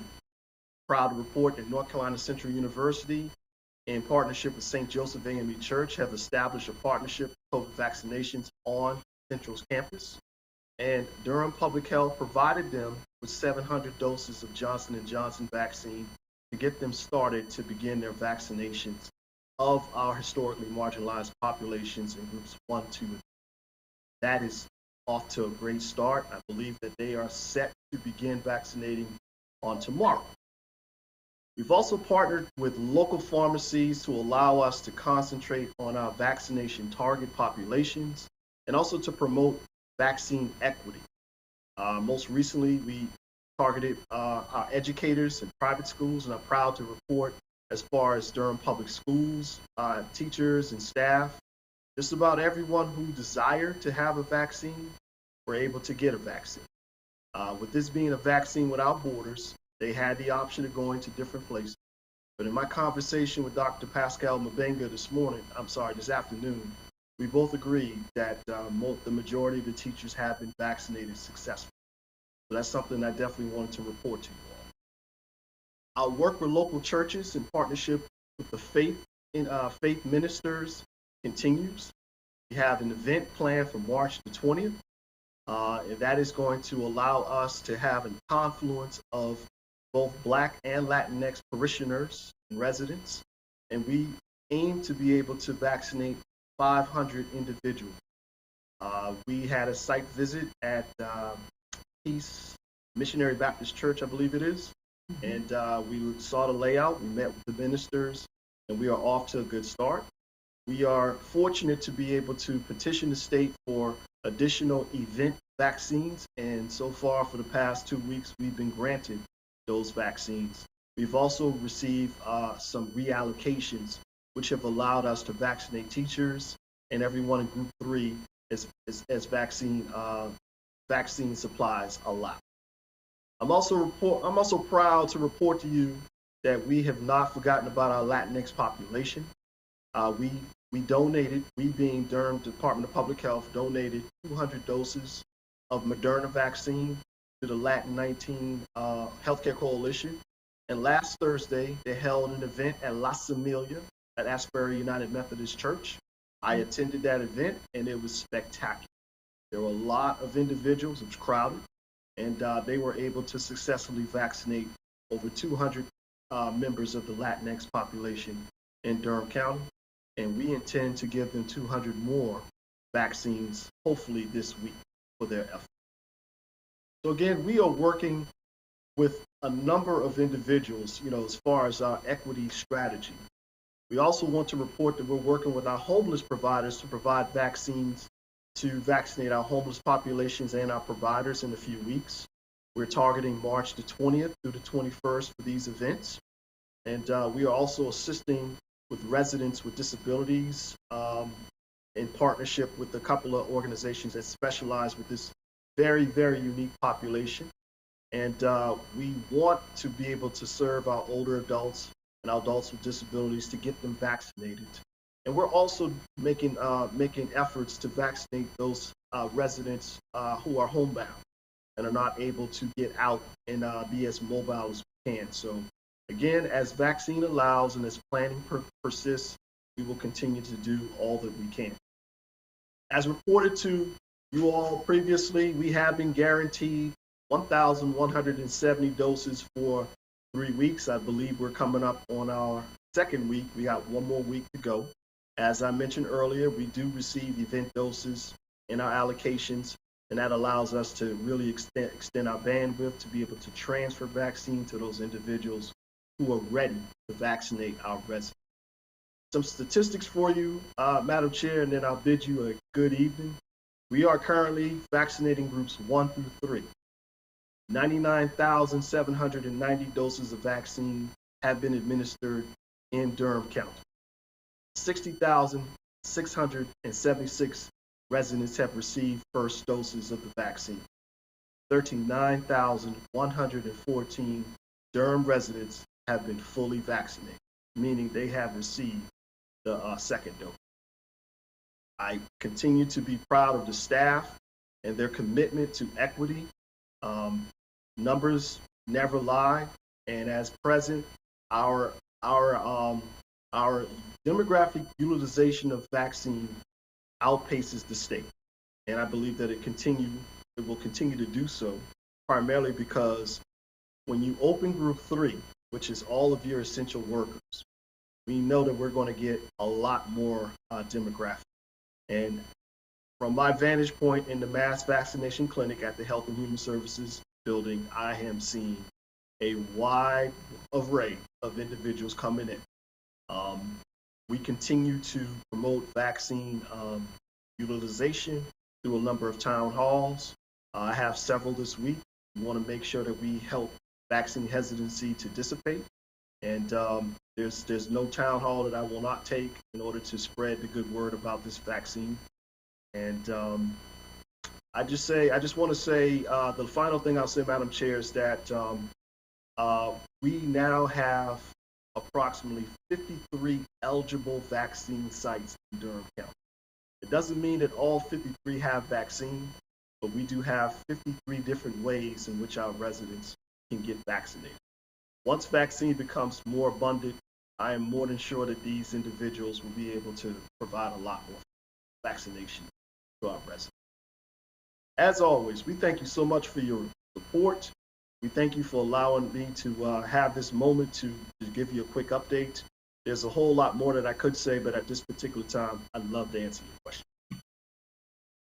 So, Mr. Jenkins, thank you so much for your report.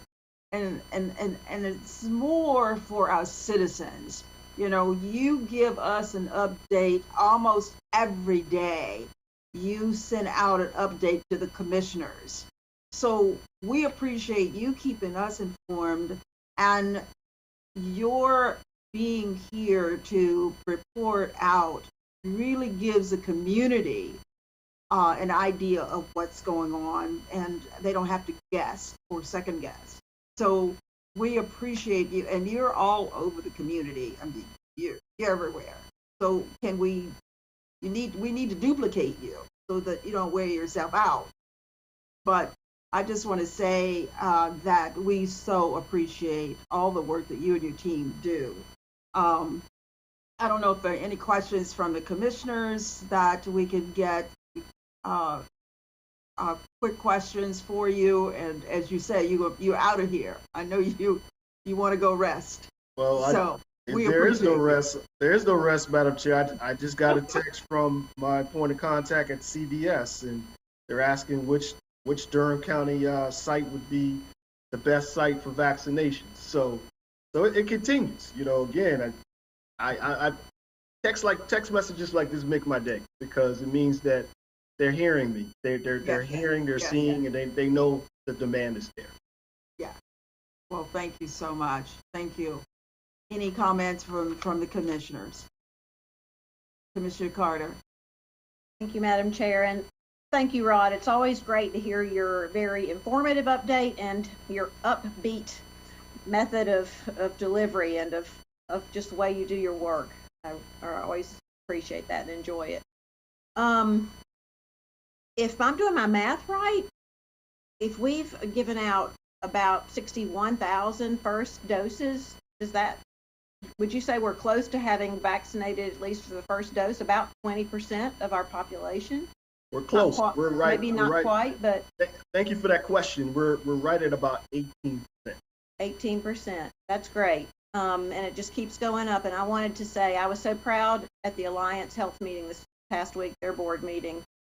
They were discussing vaccination rates in the catchment area, and Durham was leading the way. We were the highest with percent coverage of our vaccine. It was only 15% on that particular day, so we've continued to improve. How would one get a vaccination from the Staff Development Center? How would you get on the list for that? Or is that just for teachers? Or I didn't quite understand that with the Johnson & Johnson. Yes, ma'am. It is. Thank you for that question. It is indeed by appointment only, and I will do my, if I got my notebook. It's a 1-800 number that you have to call, and for the most part, in calling that number, it's again, since the state supported, Commissioner Carter, for the most part, they have their own way of doing things, so to speak. I see. But nevertheless, I mean, it is available. That telephone number is 877-505-6723. I say again, 877-505-6723. And we are, I'm sure that we have it on our website for our residents to be able to make appointments, but they do have Johnson & Johnson, and we work with the state to make sure that the vaccine that they have comes to us, and then we by courier make sure it goes to them. Fantastic. Thank you. Okay, thank you so much. Okay, if you got a quick question, Commissioner Jacobs, before we move on? Yes, thank you. Thank you, Rod, for your great report, and really excited with the Johnson & Johnson, also that it's helping to relieve some of your staff and all of the things that it's making possible, really getting out into the community with the one dose and not having to be stored the same way. Could you, just for the sake of folks also listening, just list some of the people who are now eligible in the group 3 beyond teachers? Because it's a lot of different people. And I've had people ask me, like, who is eligible now? So if you don't mind just naming some of the different groups that can come and get it now. I don't have it written down, but I will say off the top of my head, I do know that postal workers, of course, law enforcement, cashiers, the great Gail Harris sent me a text and message and said that I think it was Friday, Thursday. She was out shopping, and being the public health director that she still is, she was just really talking to a lot of cashiers about whether or not they knew about the vaccine. So we have cashiers. We certainly have teachers. We have daycare workers. We have just about anybody. Of course, I wouldn't say anybody, but if you are a frontline, forward-facing employee, you are eligible for the vaccine. I would encourage our residents to go to decopublichealth.org/COVID-19 vaccine. Again, COVID-19 vaccines. We have everything out there that has all the groups. It has all the information as to whether or not you're eligible. It gives you a link toward our COVID vaccine dashboard, which also has a wealth of information. That's a great question, but I would encourage everyone to go to our site. Right. Thank you. And I also just want to address an issue. It was discussed that there were a lot of no-shows related to some of the teacher appointments, and I looked into that a little bit further, and I think that unfortunately there was, everybody was working very quickly to get a system in place. I know, Rod, you were communicating with Durham Public Schools. So there were a lot of communication issues and confusion about scheduling those appointments, and a lot of the teachers were not actually directly scheduling themselves. And so when they went to other places like Lumberton or all over the state, they weren't able to actually cancel those themselves directly. So I just wanted to share that information that I had found out when I looked into that further. Thank you. Thank you, ma'am. And I will say that Durham is no different than the other counties. We're facing some soft scheduling issues. That's one term that we use. In that, with this being a vaccine with no borders and people signing up 5 different places, they're not necessarily letting us know. However, we're doing the best that we can. Again, we honor and respect our teachers. We've had a number of people to just kind of walk up, no appointment, and they say, hey, vaccinated. Let's go. But we know this was bound to happen, so we're just kind of using some scheduling techniques to make sure that we can keep our schedule as robust. Commissioner Howerton, I did have one quick question for his. I'm not even going to talk about those no-shows because no-shows are no-shows. But what I do want to follow up with, we do have the Janssen shot here now. I just want, one of the things that I was happy about is that we're always able to talk to you about side effects. And the miscommunication campaign is very real. If you could take maybe 30 seconds to just discuss here right now what some of the new Janssen side effects might be, and actually about the efficacy of that shot, because the community does not currently have all of that information. And you're our Dr. Fauci, so if you could just take maybe 30 seconds to tell us that, it would be greatly appreciated. Absolutely. Much has been said about the Janssen, but look, again, it is another tool in our toolbox to keep everyone safe. Vaccines, the vaccine has been proven to help you to survive COVID. It is, of course, it's not as efficacious as the 2, but the main thing I want to say is that this Johnson & Johnson has been tested on the variants that we're fighting right now. It's been tested against the South African variant. It's been tested against the UK variant. Whereas the Pfizer and the Moderna was really going through clinical trials last year, and they didn't necessarily have the opportunity to go against these variants. People say the 66%, they're just like, nah, that's a step down. Nah. If you're able to get the vaccine and we offer it, just know that it will protect you. It is safe. The side effects are not as, from what I've been told, the side effects are not as disrespectful, if you will, as the Pfizer and the Moderna. By that I mean the Pfizer, Moderna, you know that you're going to get pain at the injection site, you're going to get some chills, you're going to get a mild grade fever. What I'm hearing about the Johnson & Johnson is none of the above.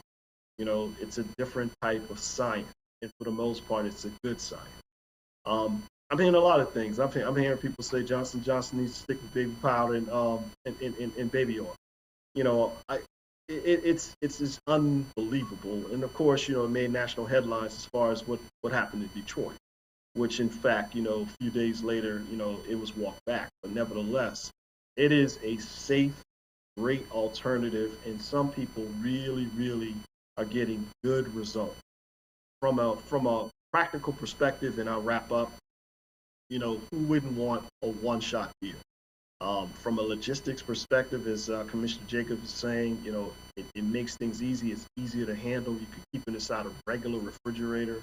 I mean, it just works. So it's a great product, and I'm just hoping as time goes on, people become a lot more confident. Well, Mr. Jenkins, we would keep you all night, if we could, but thank you so much. Thank you, Madam Chair. All of your information that you provide for us and for the public. We appreciate you all. And thank your team, because I know that everybody works really, really hard on your team. Absolutely. Thank you all.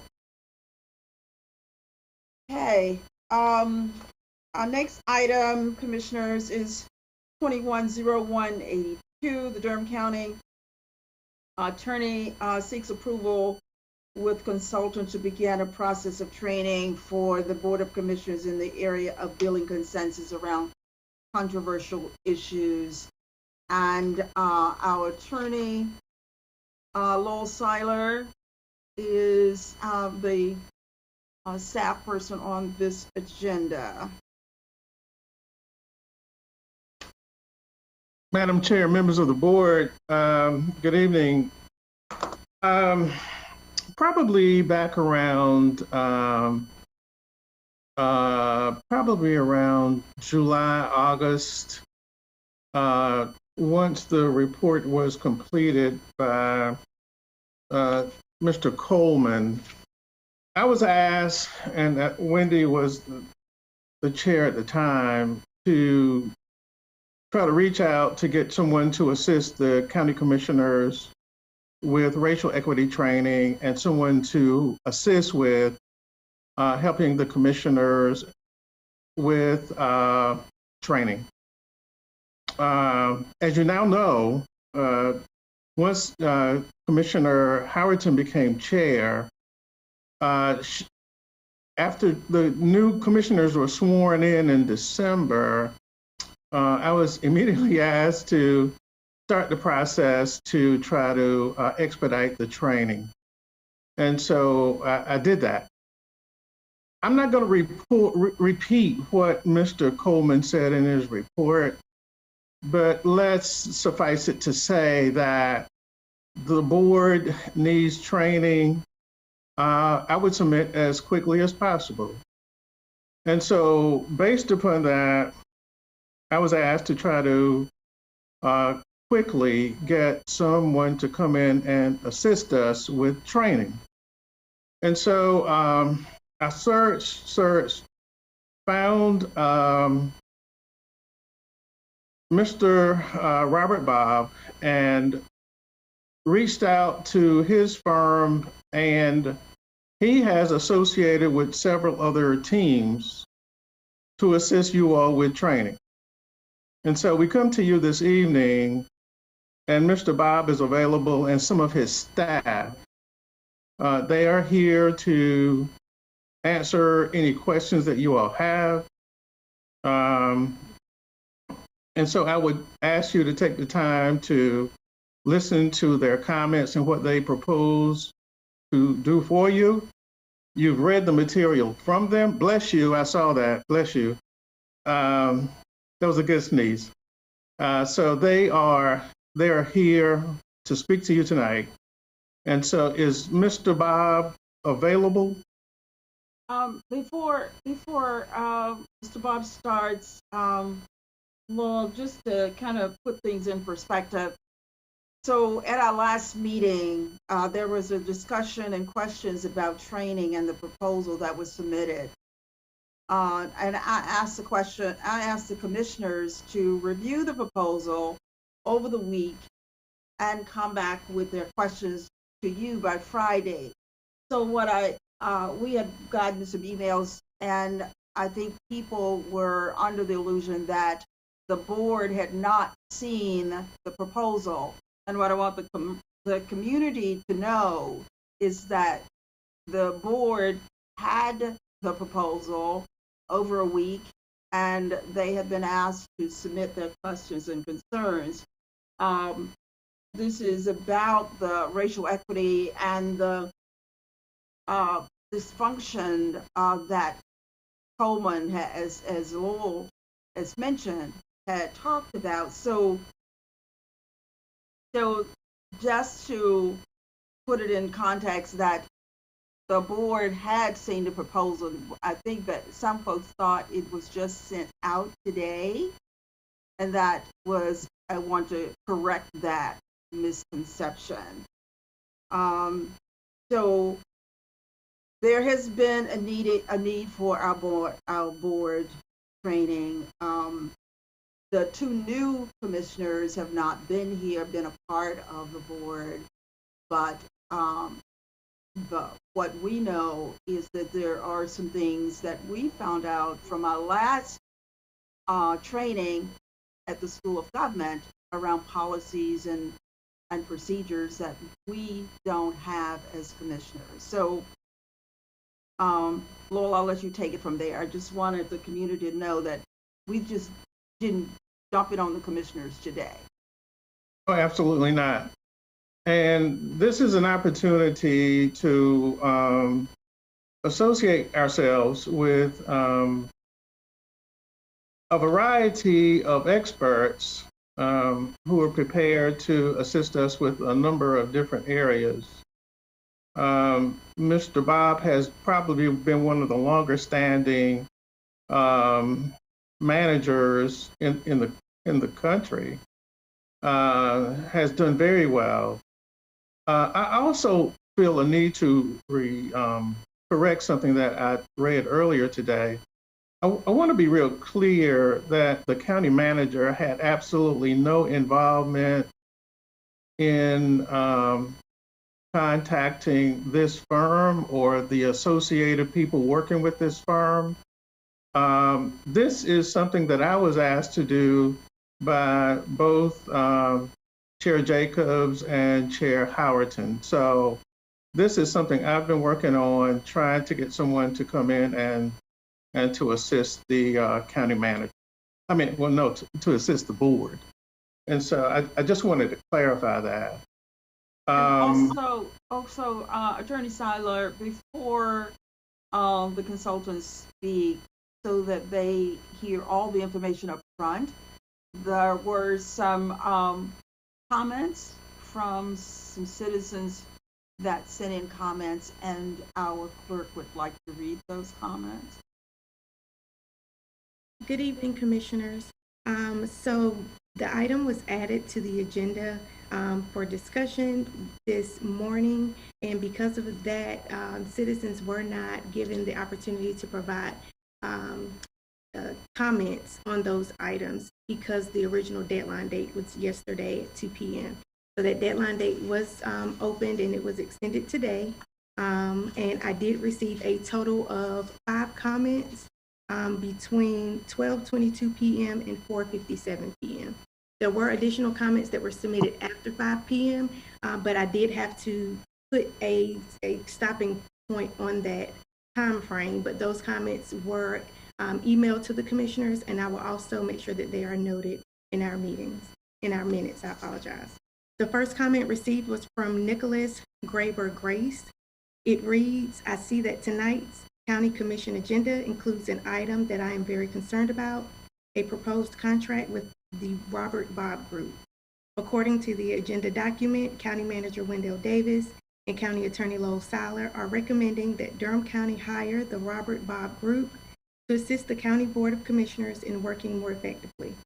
I want to make sure you are each aware that Robert Bob is a school privatizer who is infamous for his hatchet job he did on Detroit public schools from 2009 to 2011, where he closed 29 schools, eliminated hundreds of school counseling jobs, poured public dollars into a bunch of private sector firms, and proposed converting 41 Detroit public schools into privately run charter schools. This guy has deep ties to the Broad Foundation, which is infamous for pushing a privatization agenda. He seems to be very super divisive and anti-union, and definitely not the kind of unifying presence we would want working to improve dynamics within our Durham County Commission. Either Manager Davis and County Attorney are way out of step with Durham's values, or they utterly failed to do due diligence on who Robert Bob is when his group applied for this contract. Either way, it's a very bad look, and I call on Chair Howerton to shut this down immediately. We can surely find someone to offer board training who does not have a demonstrated track record of being anti-union and attacking public institutions.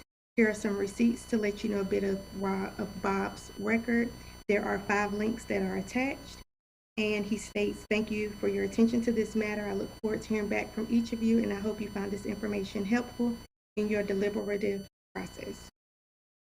The next comment was received from Millicent Rogers. As a Durham community member, I question the idea that there is a sense of urgency to call for the approval of this contract at this time. The Coleman report was released publicly in August of 2020, and we can all agree that there are issues that will require outside expertise.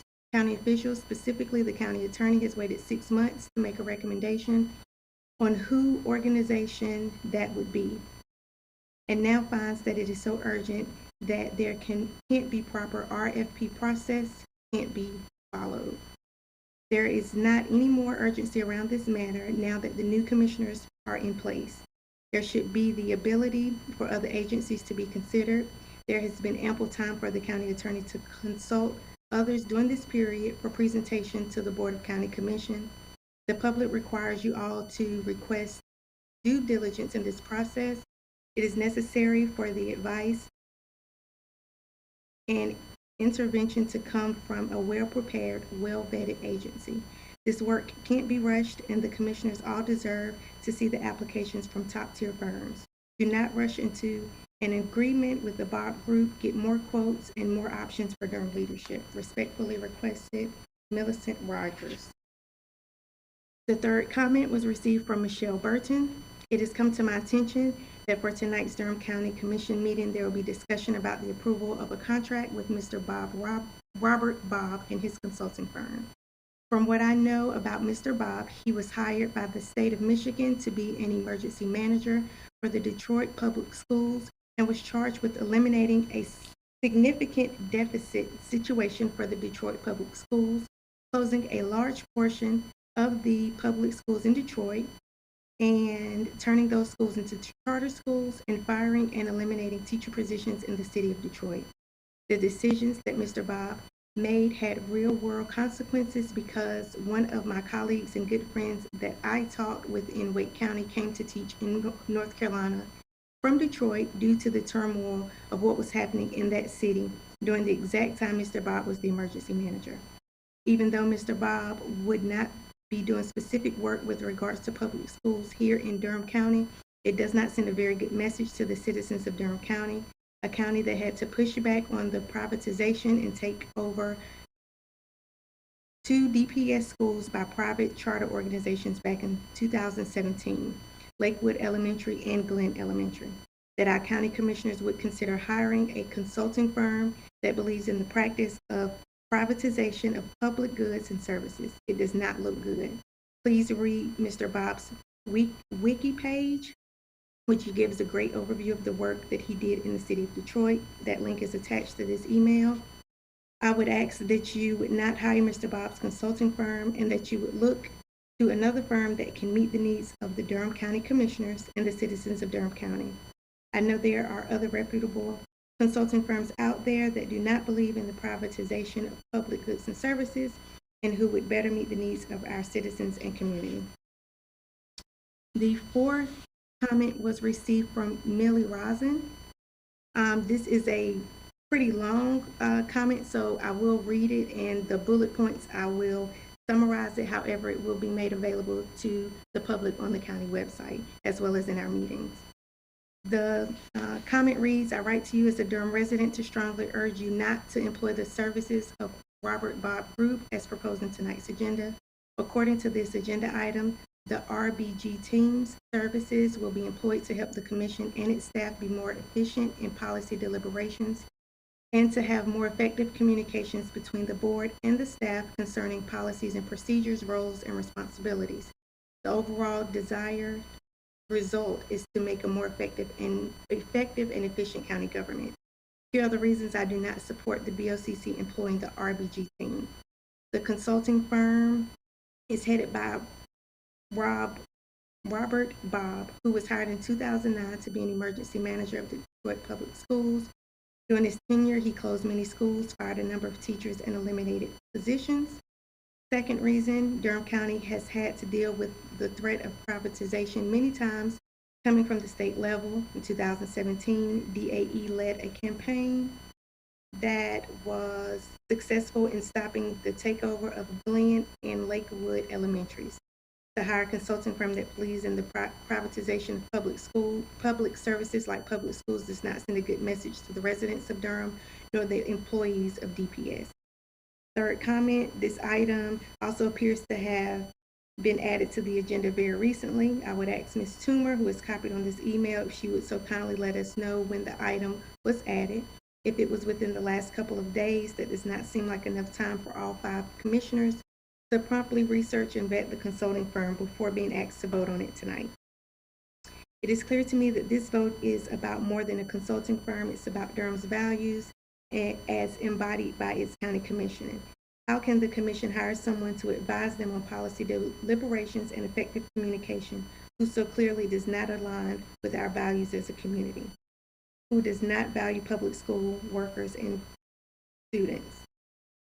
I ask that you hold off on this vote and give more time to the search for a consulting firm that does its work from the place of racial, social, and economic justice, and that does not believe in the privatization of public schools, such as a group would meet the needs of both the BOCC and Durham's community at large. And lastly, the comment was received from Beth Newsom. I write to you as a citizen of Durham County and a parent of a DPS student. Please reject the recommendation from the Durham County manager and attorney to hire Robert Bobb and his consulting firm. He is well known as a proponent of school privatization, not what we want in Durham, where we successfully fought off the proposed charter takeover of Lakewood and Glen Elementary Schools in 2017. This is quite simply an awful fit for our community. That sums the comments that were received for this item. Attorney Seiler. Thank you, Monica. Can't hear you. 2 things. The manager did not work on this proposal. I worked on this. All right, I worked on this. And it was done at the behest of the last board of commissioners, and the 3 of them are still on the board, and they're well aware that we were asked to do this training. Now, also, please know, up until very recently, we actually thought the School of Government was going to be able to assist us on this. So it's not like I had months to prepare for someone else. We actually, and the commissioners are well aware of this. We didn't find out until recently that the UNC would not be able to assist us in this endeavor, and actually suggested that we go outside North Carolina to bring in someone to assist. So I just wanted to clarify that as we go forward. If Madam Chair, if you are ready to proceed, yes, I would ask Mr. Bobb to, if he feels a need to make any statements in reference to some of the things that have been said, and to also introduce the team to the rest of you. Thank you. Good afternoon, Madam Chair and members of the Durham County Board of Commissioners. In fact, I'm Robert Bobb with the Robert Bobb Group. We're headquartered in Washington, D.C. We have 2 other firms that are part of our team. Collectively, between our firms, we have extensive years of experience, both in local government as well as in county government. We have worked with county boards of supervisors. We have worked with city councils, and we've worked with mayors and county board chairs. We bring an extensive experience to this work. In our proposal that we submitted to the county attorney, which has been shared with the board, we have identified areas upon which we can very definitely and competently provide a review of policies, practices, and procedures of the board, as well as training to address some of the internal issues which has been published publicly with respect to the board and its interaction. At this time, I'd like to introduce members of our team. First, I would like to introduce members of my firm, Heather Ness, who is with us this evening, as well as Clara Axum, whose firm will be intimately involved with respect to interviews of the board, and its individual board members will all be involved in those interviews. But Clara and her firm are a mediation firm and will be providing that level of expertise with respect to the training, as well as another member of our group is Byron Marshall. And Byron has a long history of working with county executive as well as with municipal government as well as with county board and with elected officials. I'd like to address quickly, if I may, Madam Chair, members of the board, the issues that were raised with respect to my work in Detroit as an emergency financial manager. Just quickly, in Detroit, it has a school system of about 100,000 students. And the school system population was declining faster than the rate of decline in the population of the city of Detroit, which at one time had 2 million, population of 2 million residents, but in today it has about 700,000. And so the school district needed to be, had to be right-sized. And the focus was not on buildings and finances. The focus, at least my team's focus, was on education and to ensure that Black and brown children in the city of Detroit received a quality education, and therefore we adopted a huge education program, which was our primary focus. As a matter of fact, although the district was in bankruptcy and significant financial, we could have reduced the financial issues and addressed those issues, but we made the decision that children were more important and students were more important than just eliminating the deficit immediately. I would also add that I'm a public school grad of education from public schools in the state of Louisiana. My sister is a retired high school teacher. We have educators in my family, and I also serve as the chairman of the school board in the District of Columbia, as well as chairman of the State Board of Education in the District of Columbia. And so while our work in Detroit was important work, our goal has always been in support of public education and to ensure that our students in all of the areas in which we work receive a quality education, particularly where we were directly responsible for their education. And so at this time, I'd like Clara to give a brief summary of our work and our proposed work with respect to the mediation, the interviews, etc., that we will be conducting, and then the recommendations that we will be making to the board with respect to how it works jointly together to address the important issues that comes before the board and its leadership. So, Clara, and then also, Madam Chair and members of the board, I'm please, whatever questions you have, please direct those questions to me, and I'll do my best to respond to each of your questions. And I also just might add that if at any time, clearly, just reach out to individuals in Detroit, whether it's the president of the NAACP, elected officials, school board, unions, etc. I mean, our record speaks for itself.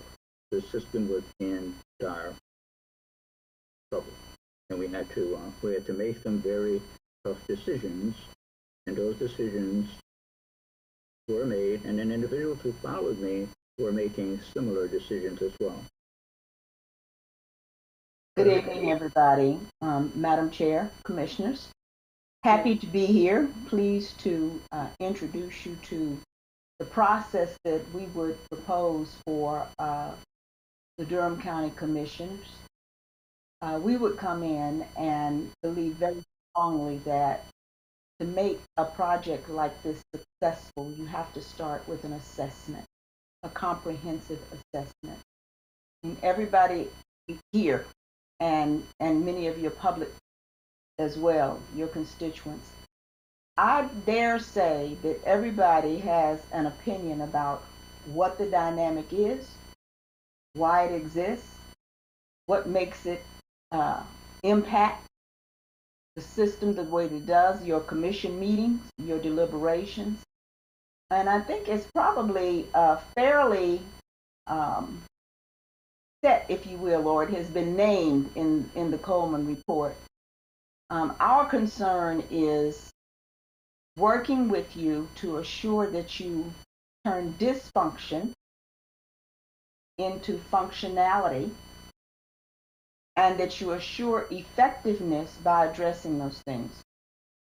Our firm does facilitation and mediation.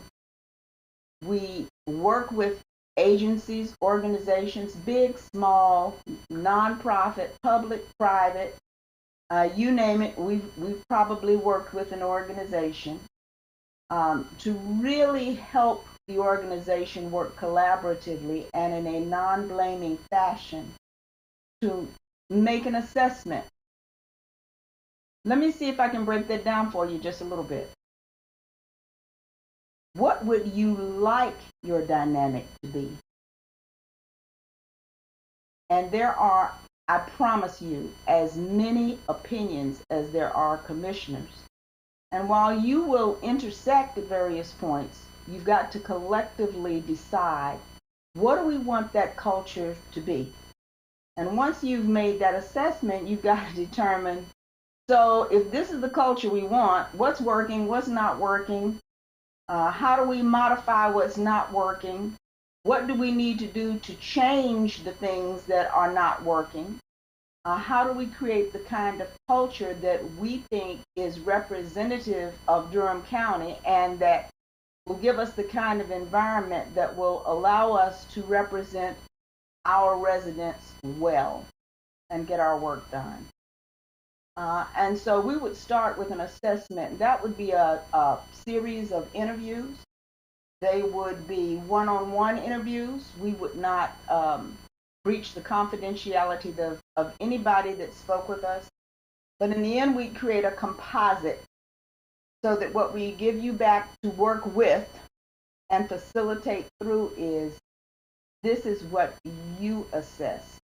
Now, at the same time, we would also be looking at various documents, key documents, policies, processes, procedures, because sometimes it's those kinds of things.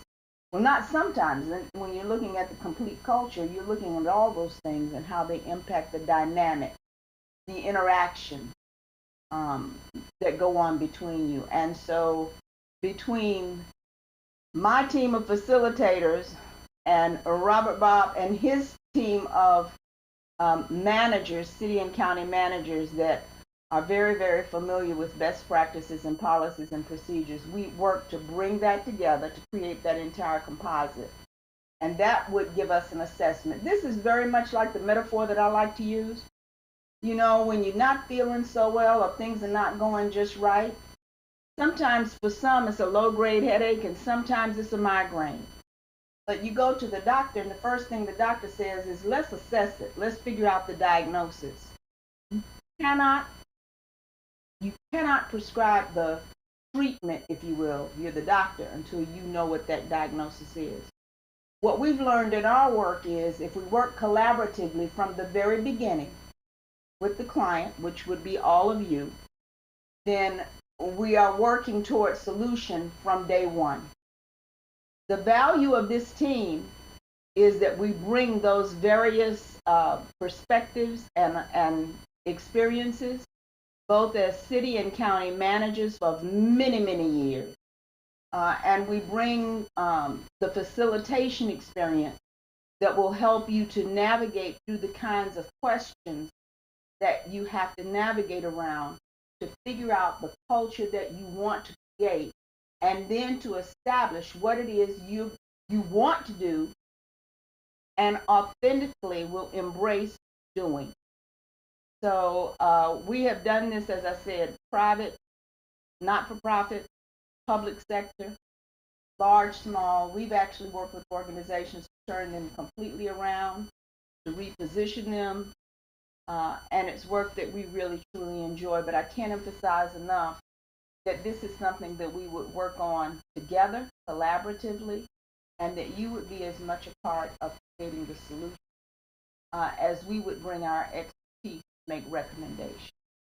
Yes, and I just might, thank you, and I just might also add that the tools that we use in our small and large organization change management focuses clearly on many of the things that Claire and Byron and their team and their team, the respective firm, does in terms of confidential interviews, bringing teams to work together, and so our firm has a huge change management practice which focuses on many of the issues that organizations face, that managers face, that leaders face in terms of working together and then driving change in terms of the interactions between those leaders and those that they are, from a policy standpoint, required or elected to lead. And so we combine Clara's facilitation with Byron's and my firm's knowledge of state and local government, and also with our expertise in change and Peoples of Change program.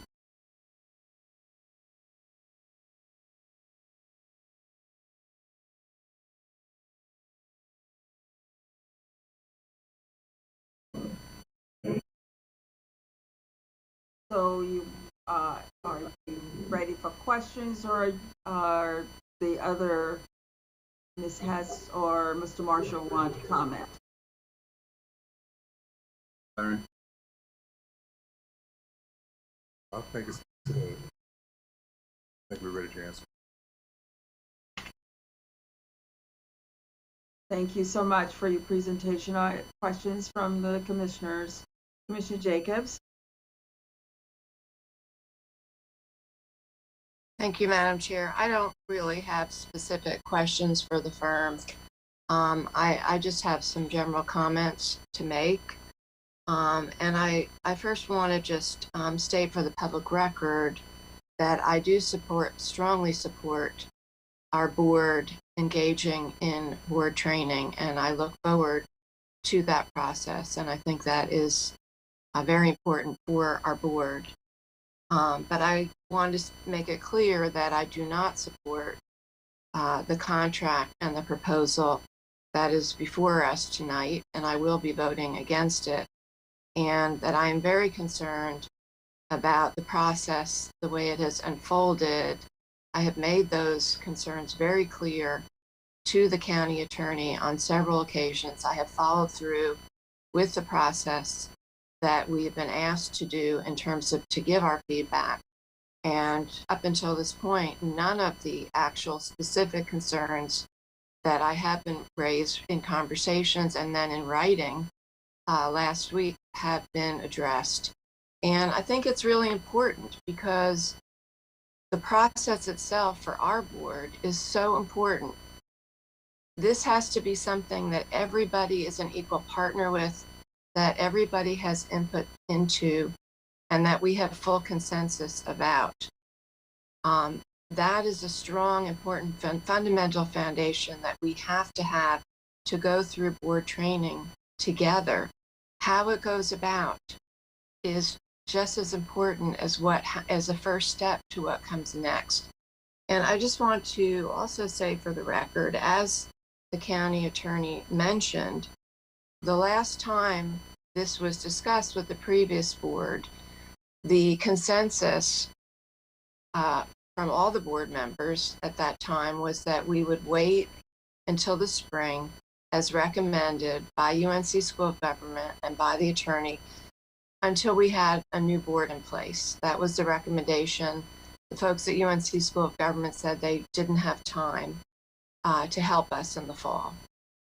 And then there was absolutely no discussion with this new board about anything related to a process of board training until our February 1st work session, when under the agenda item of commissioner comments, it was brought up that the attorney, the chair brought it up, and then the attorney explained that we couldn't work with UNC School of Government, and that his proposal was to work with a specific firm that he had in mind. And that was the absolute first time. So, you know, there wasn't, you know, we have a new board now of 5 people, and we actually have some new challenges that I think are quite apparent with this board that we seriously need to address. And I look forward to that. But I asked at that meeting for additional information that was sent. It was emailed out to us on February 4th with the name of the firm. And we were told to give feedback by the next day at noon. I did that. I spoke to the county attorney and spoke to him about my concerns, how our board should be involved in deciding the scope of work. We need to decide on the budget that we felt comfortable spending, the timeline. I had questions about confidentiality. Was it going to be in person, virtual, private, public? These things have not actually even been discussed or decided upon with our board yet about what it's really even going to be like. Then after that, you know, I made my concerns known. And then again on Friday, February 26th, had another follow-up conversation with the county attorney. I didn't know if other board members had shared concerns, because we were all told to focus and funnel our concerns directly with him. I thought that was going to be the process, that he would then come back and share what are the concerns that he's heard collectively from other board members, and how do we move forward to address them. You know, that's what I thought the process was going to be.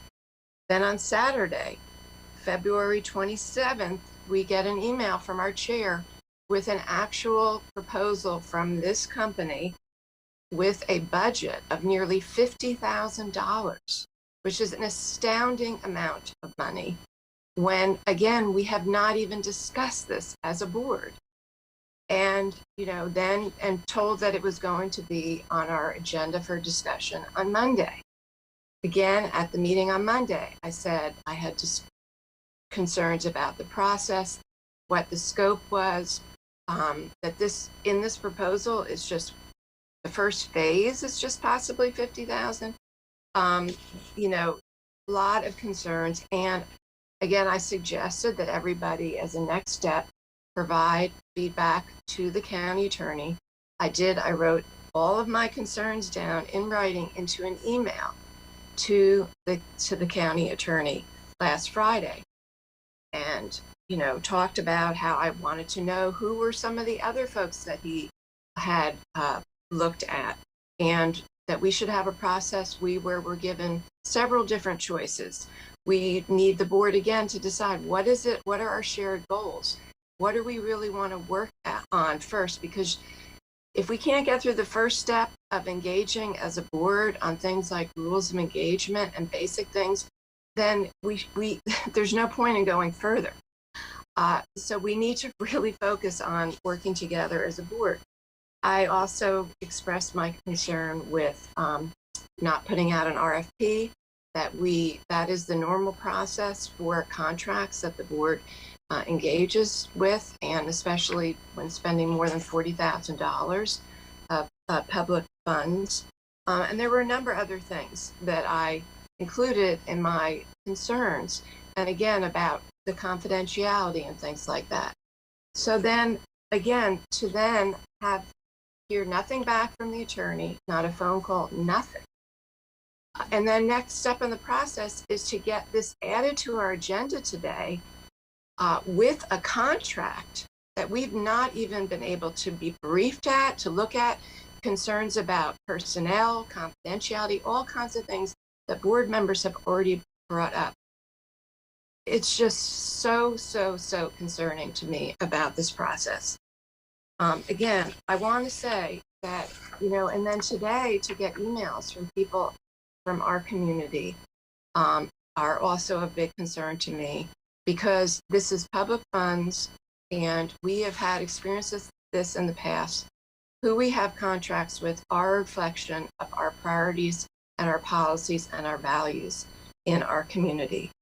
I cannot support this contract. We need transparency, we need accountability, and we need inclusive decision-making to be able to move forward. I appreciate our chair trying to get this process started. I appreciate our attorney getting the process started, but we need to take a step back, and we need to take a step back as a board and get back to engaging this in a collaborative and collective manner. And again, so I look forward to getting back on track with that and to engaging in the board training that we need. Thank you. And I will be opposing this contract.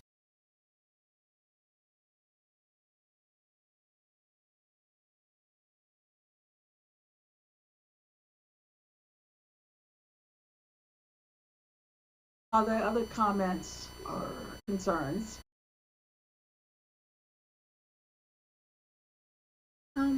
I would have a question, the attorney. I share similar concerns as Commissioner Jacobs, and I wanted to hear from Attorney Seiler of, have we received any other proposals or options or communications from other groups that could be shared? As I've stated to you all before, a few weeks ago, after conversations with Chair Jacobs, several conversations about moving forward with training, and then once Chair Howerton became the chair, and after that first meeting, she asked, well, kind of demanded, that I expedite the process of trying to bring in someone to assist with the training. And so I reached out to people that I have met over the years that I've worked, many years, and that's exactly where I've known Mr. Bob's name. I've never met him before. I knew of his work.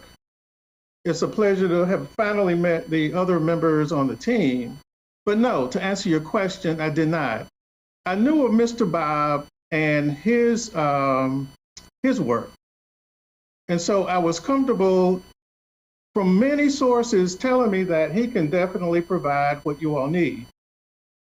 Now, after talking to him and his team, I was assured, and I still am confident, that they can do exactly what you need. And so look at here, let me just say this, right? We can sit here and go round and round about this, and you do what you're gonna do. But the bottom line is that you all asked me to do this, right? You asked me to get someone to give you all help. I've sat in these meetings with you all. I've sat in these open meetings and open session, sat in the closed sessions. I know the dynamics of what's going on. And so for any of you, I think you all know that you need something as soon as possible. Commissioner Jacobs is right to an extent. Yes, there are times when we get bids. Our policy for Durham County also allows that when time is of the essence and depending on the nature of the work, we can go out and select someone based upon need. So it is not like she's saying that every situation there must be these bids. There are exceptions to our policy. My main goal is to bring someone in to help you. That's my only goal. So did I seek someone else? Once I heard someone, a name that I was familiar with, I'm familiar with his work. After finally meeting the team, and there's others in addition to Clara, many, there's 5 or 6 of them that are willing, and they are really doing this to help you all. Now, do what you want to do. I'm trying to bring somebody in who can help you based upon what I was asked to do. And so I hope that answered your question. Commissioner Howerton, Chair Howerton, if I may. Yes, Thank you for Mr. that. If Commissioner Long was done, I didn't want to break her off. I can appreciate Attorney Silas' passion because he himself has been under attack today. I just want to say to the Bob group, happy International Women's Day and welcome to Durham. I wish someone else would have had enough class to do that earlier. That did not happen. So welcome to Durham. And I would apologize for you coming in on this situation, but on International Women's Day, I'm just not going to apologize for something that I didn't cause. So I feel for you all because you all are sitting here and it really is political theater. And I'm going to tell the truth. So one of the things that I can agree on that other people have stated, and since I didn't interrupt anybody else, I'm going to implore you not to interrupt me. I will have to reach back to Kamala Harris and say I'm still speaking. On February 4th, that is the Indeed day. So Commissioner Jacobs is correct that Lois Seiler, our attorney, did actually send out an email to us to make this available to the board. As far as the timeline, I'm so happy that we got I'm happy that the lines of communication were made available to the public on today. Some of those copied and pasted emails, I understand, if you can't get your thoughts together, you might have to lean on the language of somebody else. So I get. But what I want to point out, as far as how someone stated, why did this take 6 months? If you really look at the timeline, because there's a lot of misinformation, and I want the community to really think about what I'm about to say, and I want you all to start taking into account, if somebody brings you a piece of information from this board, I want you to ask yourself this: where did this piece of information come from? Can you prove it to me contextually? Because that does not happen often. So one of the things that was pointed out was like, why is there such an immediacy? There's an immediacy because on December the 7th, many of us said and we prioritized and we promised at our swearing in that we would move forward with this training. It is correct that the School of Government did ask the past board, to actually wait until the new board was there. So this is not fast paced. The new board is now here. We got here on December 7th. And I can appreciate the fact that Commissioner Jacobs in the last administration said that she was looking forward to working on this. And I can count at least 5 times where she said she was looking forward to this on record, not in private, not in closed session, but on public record. Happy to provide those dates if anybody wants them. I'm happy that Commissioner Howerton did not drop that ball as she took over as chair and decided that she wanted to move forward. That being said, I want us to be very careful when we look at individuals' past work. One of the things that George Floyd's murder, not death, has taught us is that there is a hunger for this type of work, for racial equity work, for diversity and inclusion work. So from food manufacturers to sports associations, everybody is getting individuals to come in and help them with this work. So we're going to be very hard pressed to find a consultant who has not worked with somebody that we might not necessarily agree on. That in no way taints their past work. So that's the best way I can say that. I also want to point out somebody, because I did receive the screenshot, somebody took it upon themselves to screenshot this recommendation. And the screenshot actually showed that the county manager requests or the county manager recommends. I would encourage every citizen to go back and look at all of our agendas for the past, I don't know, 10, 15 years. 13 and the first years. thing, 13 years. 13, right, at least 13. And I would implore you to even look at today's agenda. On today's agenda, we have no less than 20 sentences that say the manager requests or the manager recommends. So that is simply protocol. So to cherry pick one agenda item is problematic and it is misinformation. And I don't want you all to leave this process thinking that the county manager or the county attorney suggested anything. If you looked at our agenda, which all of our agendas are very plainly put on our website, you can click on it, and at any given time, you'll see 20 to 25 sentences that say the county manager request. I'm happy that Commissioner Jacobs, because Commissioner Carter hasn't said anything, Commissioner Jacobs stated that we need to go through the procurement process. In my professional life, I agree with that. And I even told Commissioner Jacobs that I agree that we should go through a procurement process. And that is not just on this. I cannot count, I don't have enough fingers and toes to count how many times this board, under past leadership, circumvented the procurement process and sole source things for specific task force. I will be making a list, and hopefully I can release that to the public very soon so that you all can see that this is a common practice and that this is not something, while I don't agree with it being a common practice. And on multiple times, I have actually stopped things that went on our agenda on a Sunday for us to discuss on a Monday. I would encourage you all to go back and see that I have a proven track record of stopping all of these misaligned payments that we don't know anything about, things that we don't get information about until Sunday night or Monday morning. But this is not one of those cases because we've had it since February 4th. The only thing that's additional that we got, I think, was the actual proposal. The price was even given to us earlier. So let's be clear about that. I think the only other thing I want to lay out for anyone, we have a lot of people who continue to say that they want to help with racial equity training, that they want to go through this process. There are a lot of people watching, so I'm not going to say anything that I have not said in the public before. But I do want to reiterate it because I feel like there are a lot of people watching tonight, because on this day, as we celebrate International Women's Day, there are people who are rooting for us to fail, and failure is not an option.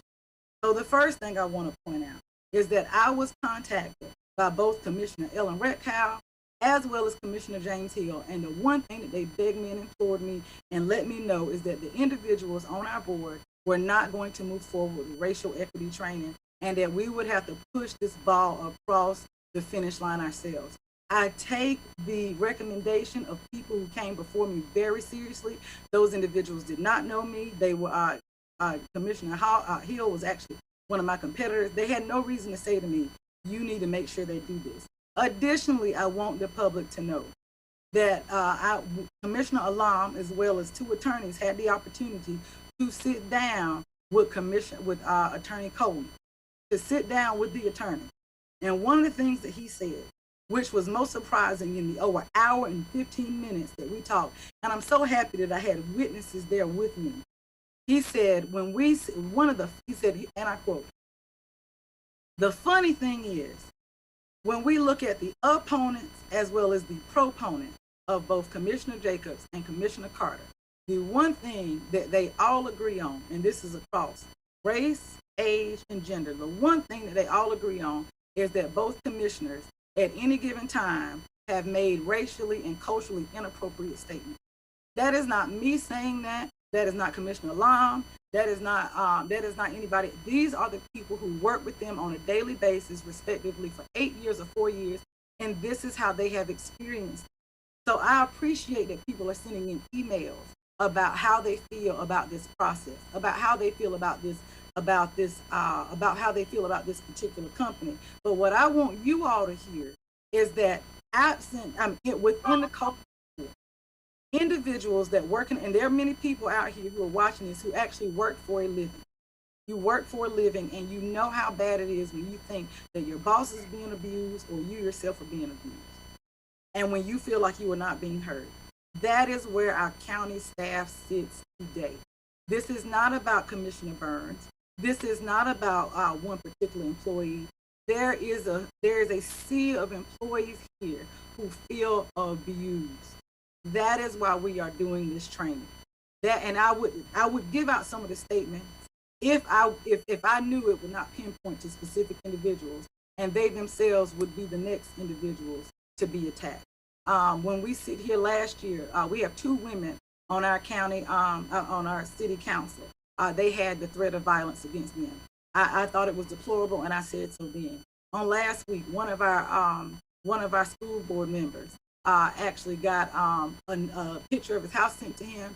They said they were going to hurt his children. They said that they were going to kill him because of a vote he made. Our own county manager, as well as many of our county staff, have received death threats. Durham is in a state of turmoil, and I implore you, as many of you all are sending emails, recognize that Black and brown elected officials in this community, as well as senior executives, are under attack. What happened January 6th in Washington, D.C. was not a fluke. We do not want that to happen here in Durham. So as you send emails to us, as you gin up support against specific individuals, I am begging you to take into consideration that you need to ask questions of us first. Of some of the emails that were sent, these are individuals that I said, hey, if there's ever a problem, please call me. I have not received a call from anyone at all. So I do want you all to understand that I felt if this was really shoved upon us, what Commissioner Howerton would have done was brought us a paper and said, sign here. He did not do that. We've talked about it multiple times, and I do mean there are multiple times. And what is really scary to me is watching on camera, watching people say, I cannot wait to do this racial equity training, and then watch behind closed doors as they do everything they can to impede it. And I'm not saying that to criticize anybody. That is my truth. That is my experience on this board. And for those of you all that have any respect for me at all, I hope that you all can hear my truth. I hope that you all, even in not encouraging and not supporting this group, I hope that you all realize that this training does need to take place. And I pray that you are not obstructionists and oppositionists to this work as it tries to move forward in the future. I'd also like to say, if someone wants to say that anything I said was not true, I wouldn't. Thank you, Commissioner Burns. Attorney Seiler, and then we are, and then Commissioner Carter, and then we will move on. I will be very brief. I think that each one of you commissioners should know by now that there are probably 2 things I say. I'll say to you, I want you to be successful. I have told each and every one of you that, and that I want you to do well. I want you to be successful. And I've probably said it on several occasions, and I mean that. But it's painful to see you go through some of the challenges that you're going through right now, because I know you need help soon, very soon. Now, you can delay it or whatever. I would submit to you that I have, Wendy, they're here tonight in hopes of answering your question. I normally can get right back to you with any answers to any questions, but I think if you think about it, Wendy, you had me really busy this past weekend, okay? So it wasn't as easy, and I couldn't get to you with everything that I wanted to because I knew they were going to be here tonight. And so bottom line is, I mean what I say, that I want each and every one of you to be successful. I want you to get help. Thank you. Commissioner Carter. Yes, I just would like to say that I adamantly believe that we should continue to pursue board training, including the development of rules of engagement that I've mentioned before, group norms, how to constructively manage dissent, and other topics, basically, to be identified by members of the board. And I would like to make a motion that we do pursue training and that we ask our attorney to bring back 2 more additional options to add to the Bob proposal, to their group's proposal. I'm not saying we discard it. I'm just saying we get 2 more proposals. And I do want to thank Mr. Bob and Ms. Axum and Ms. Ness. We didn't hear from you, and Mr. Marshall for being here tonight. And I know this is probably somewhat uncomfortable. At least it is for us. It is for me. Anyway, that would be my motion if there's any support for that. Thank you, Commissioner Carter. So I think I heard a second. Yes, I have a comment before we go through with the motion. So is that proper, Attorney? But I have my comment before we move forward. So, well, Robert's Rules of Order really says you get a second and then you have discussion. Well, she just made a second, so I will make my comment. Thank you for acknowledging the second. Thank you, Commissioner Carter. So for years, there have been an ongoing need for board training, and we now have a chance to move forward with a consolidated group of experts that has proposed a customized approach that would meet our training needs with all of our input.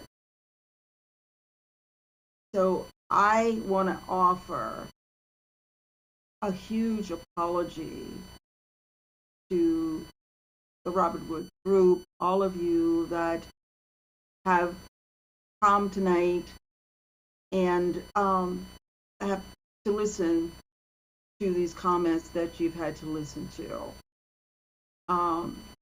I believe that people are good inherently and they mean the best. But this is where we are right now. And I don't know, there's no more I can say than that. So there has been a motion and a second that we continue to look for 2 other groups or consultants. So there's a motion and a second on the floor. There's a comment. Mr. Bob, you have a comment? Did you have a comment? Yes, Madam Chair. Thank you all, and thank everyone for all the board members for his comments tonight. One of the disadvantages for us, if we were to respond back, which we would probably do, is that our proposal is now a public document, which puts us into a very significant disadvantage because it's very, and I've seen this before, so I'm not being critical of anyone.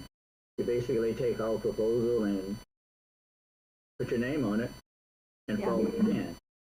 And so it's a significant disadvantage given the fact that we have spent considerable amount of time and given great attention and research of every board member, I might add, with respect to prior relationships, etc., to put together a proposal that we believe can move the board forward. It doesn't have to, I mean, we put the price, you can decide what that price is in the proposal, and we can tell you exactly what you would get for that, for the price that we've how we priced our proposal. But we are at a very decided disadvantage in that we have developed the scope of work for the work that we are proposing, and therefore it is definitely not unusual for other firms to take what we have put forward, redesign it, and it will look very much like what we've done, although the words may be changed, the paragraphs may change, the name of the firms may change. And I just wanted to make that comment. But I would also say that the process in working with the county attorney has been very professional and an engaged process. It has been very open. It has been very directive. And our firm and our team, we've given, very, we've looked at this and the needs of the board very, very seriously. And my final comment, in addition to thanking you all, is that we're no strangers to what the board challenges are. We've worked, myself, I've worked with probably 200-300 members of various city councils and 19 to 20 different mayors, including Mr. Marshall and Clara as well. And so, we've seen the dynamics of how elected officials work together, where there are challenges in policy practices and procedures, and we know this work, and we know that we can help bring you all to where a good place in terms of where you want to be. I just wanted to make, thank you, Madam Chair, for allowing me to make those comments. But we are at a decided disadvantage, and that's okay. Absolutely. Absolutely. Yeah, and I am a consultant. I'm an executive coach, so I do understand what you're saying.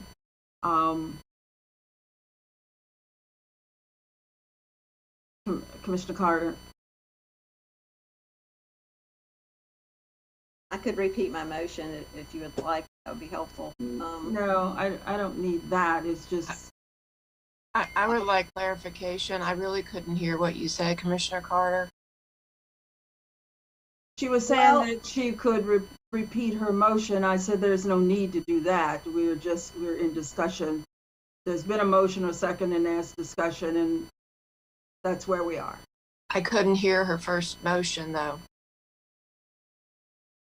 The motion was to come back with 2 other proposals. Well, the motion really also includes, to move forward with training, that we do commit to training. So I move that we continue to pursue training, board training, and this board training would include rules of engagement, group norms, managing dissent, and other topics that board Racial members. equity. I don't think they're doing the racial equity, but that would be fine too. I thought that was a whole different training, but that would be fine. We could that's what I mean. Let's identify what all the different topics are. That's part of my motion, is that we pursue board training that includes topics identified by the board. And we ask the attorney to bring us back 2 additional options, ideally through the RFP process, but I'm not wedded to how others might have a stronger sense for that than I do. My main point is I think a couple of other options is a reasonable request. Commissioner Howard, and I second. I see that they can't wait. I second. So we can Netta, I think Commissioner Lom has already made a second. Well, So, I felt like her motion was different from the first one. I can't wait to go back and look at the videotape because I'm quite sure that it is a second. I just want to second both of them for clarification. Attorney Seiler, would you advise on the following through with this motion, because it doesn't sound right that we. I would ask the board to go ahead and vote on the motion and second that's on the floor.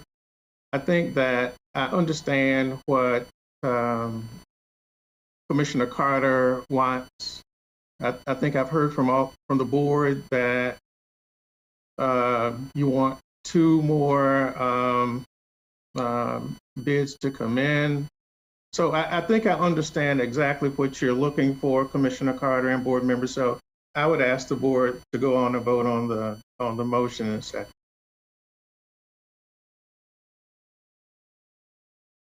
Please. On the first motion and second. Yes, just vote on the underlying motion and second, please. I think I understand everything else.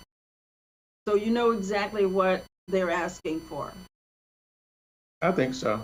and our capable clerk will help me figure it out, but I think I got it. So I'm not clear what the motion is, other than to bring back two proposals. Is that? What I understood, it's bringing back two proposals as well as us defining what we want this training to include. Exactly. Chair Howerton, I can repeat the motion if you would like. Please. All right, so I have written down that the board would like the county attorney to pursue board training that involves topics identified by the board, and they're asking that the attorney bring back two additional options regarding consultation.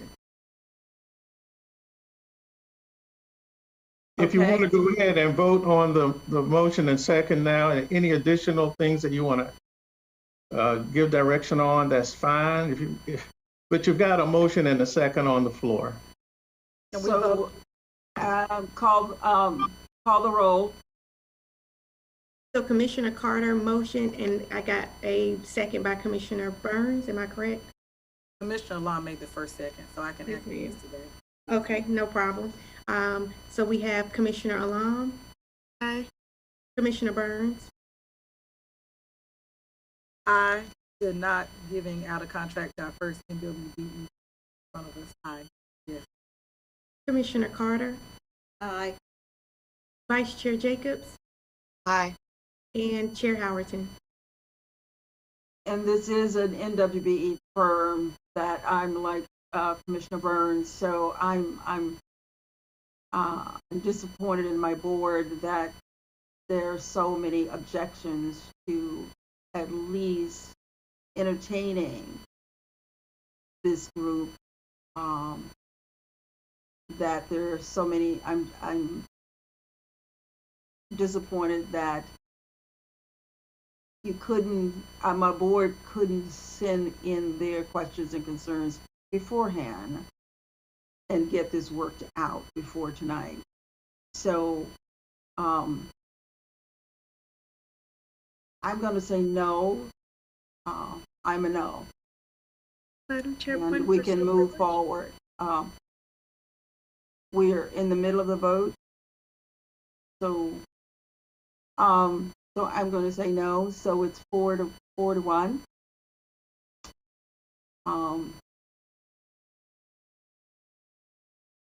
Okay. So that ended. The next item, and thank you again for all of you, Bob, for being with us tonight. Thank you. Bye-bye. Bye next. So the next item on the agenda is, for my notes here, I believe we have a closed session. If I can find where the notes are. Yes, we have a closed session. To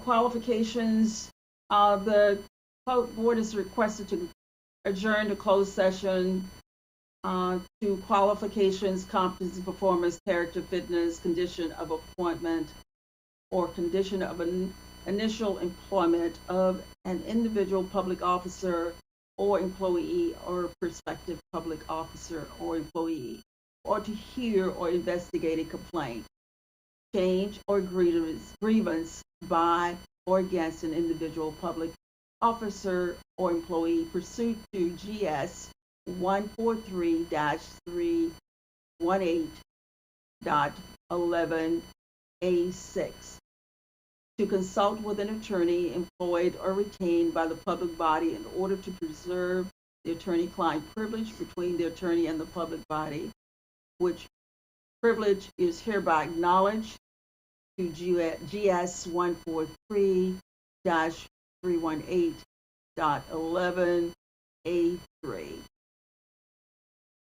So the motion to move into closed session.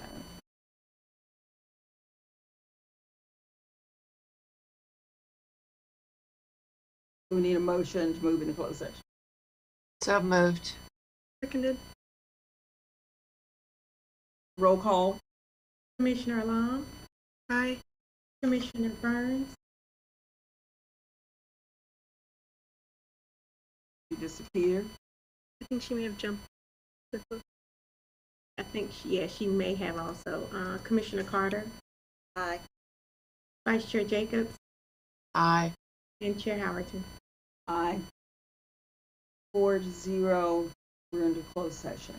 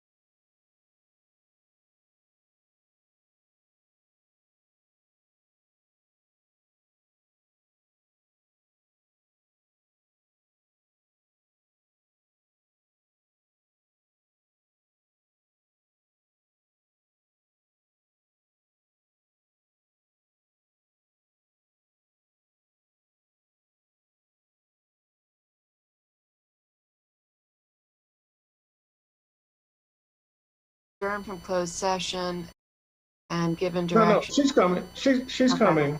She's coming. Okay.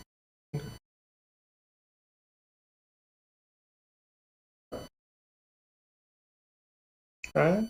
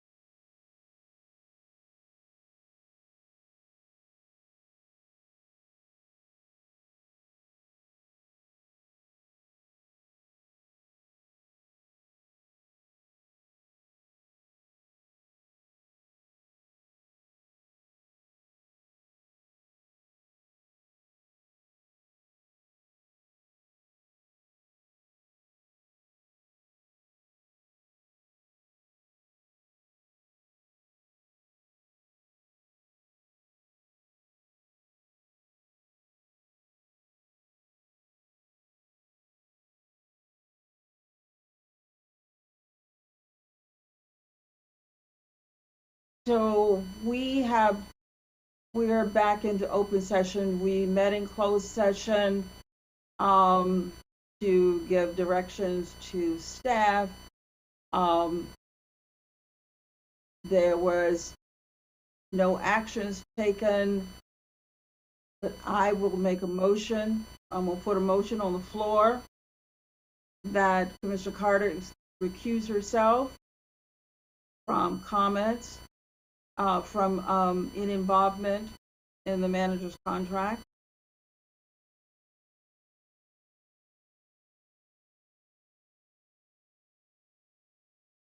Based on precedents from prior meetings, I was unaware of this motion, but I will second you, Commissioner Howard.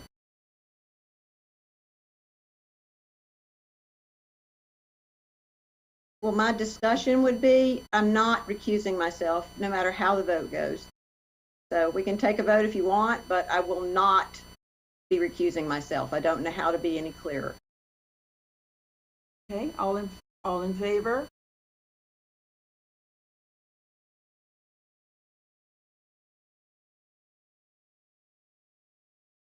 Motion fails. So I'm. Wait, Monica didn't do a roll call vote. Yeah, a roll call vote. Commissioner Alam, By the advisement that we received, no. From the communications, no. Commissioner Burns, I'm not aware of any advice that we received, but my vote is yay. Commissioner Carter, No. Vice Chair Jacobs, No. and Chair Howerton. Yes. Move to adjourn. And a motion fails 2-3. A motion to adjourn the meeting. Second. I'm sorry, Commissioner Alam, Commissioner Burns, Aye. Commissioner Carter,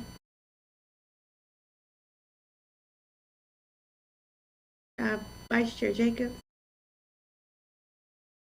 Aye. and Chair Howerton. We adjourned. Have a good night.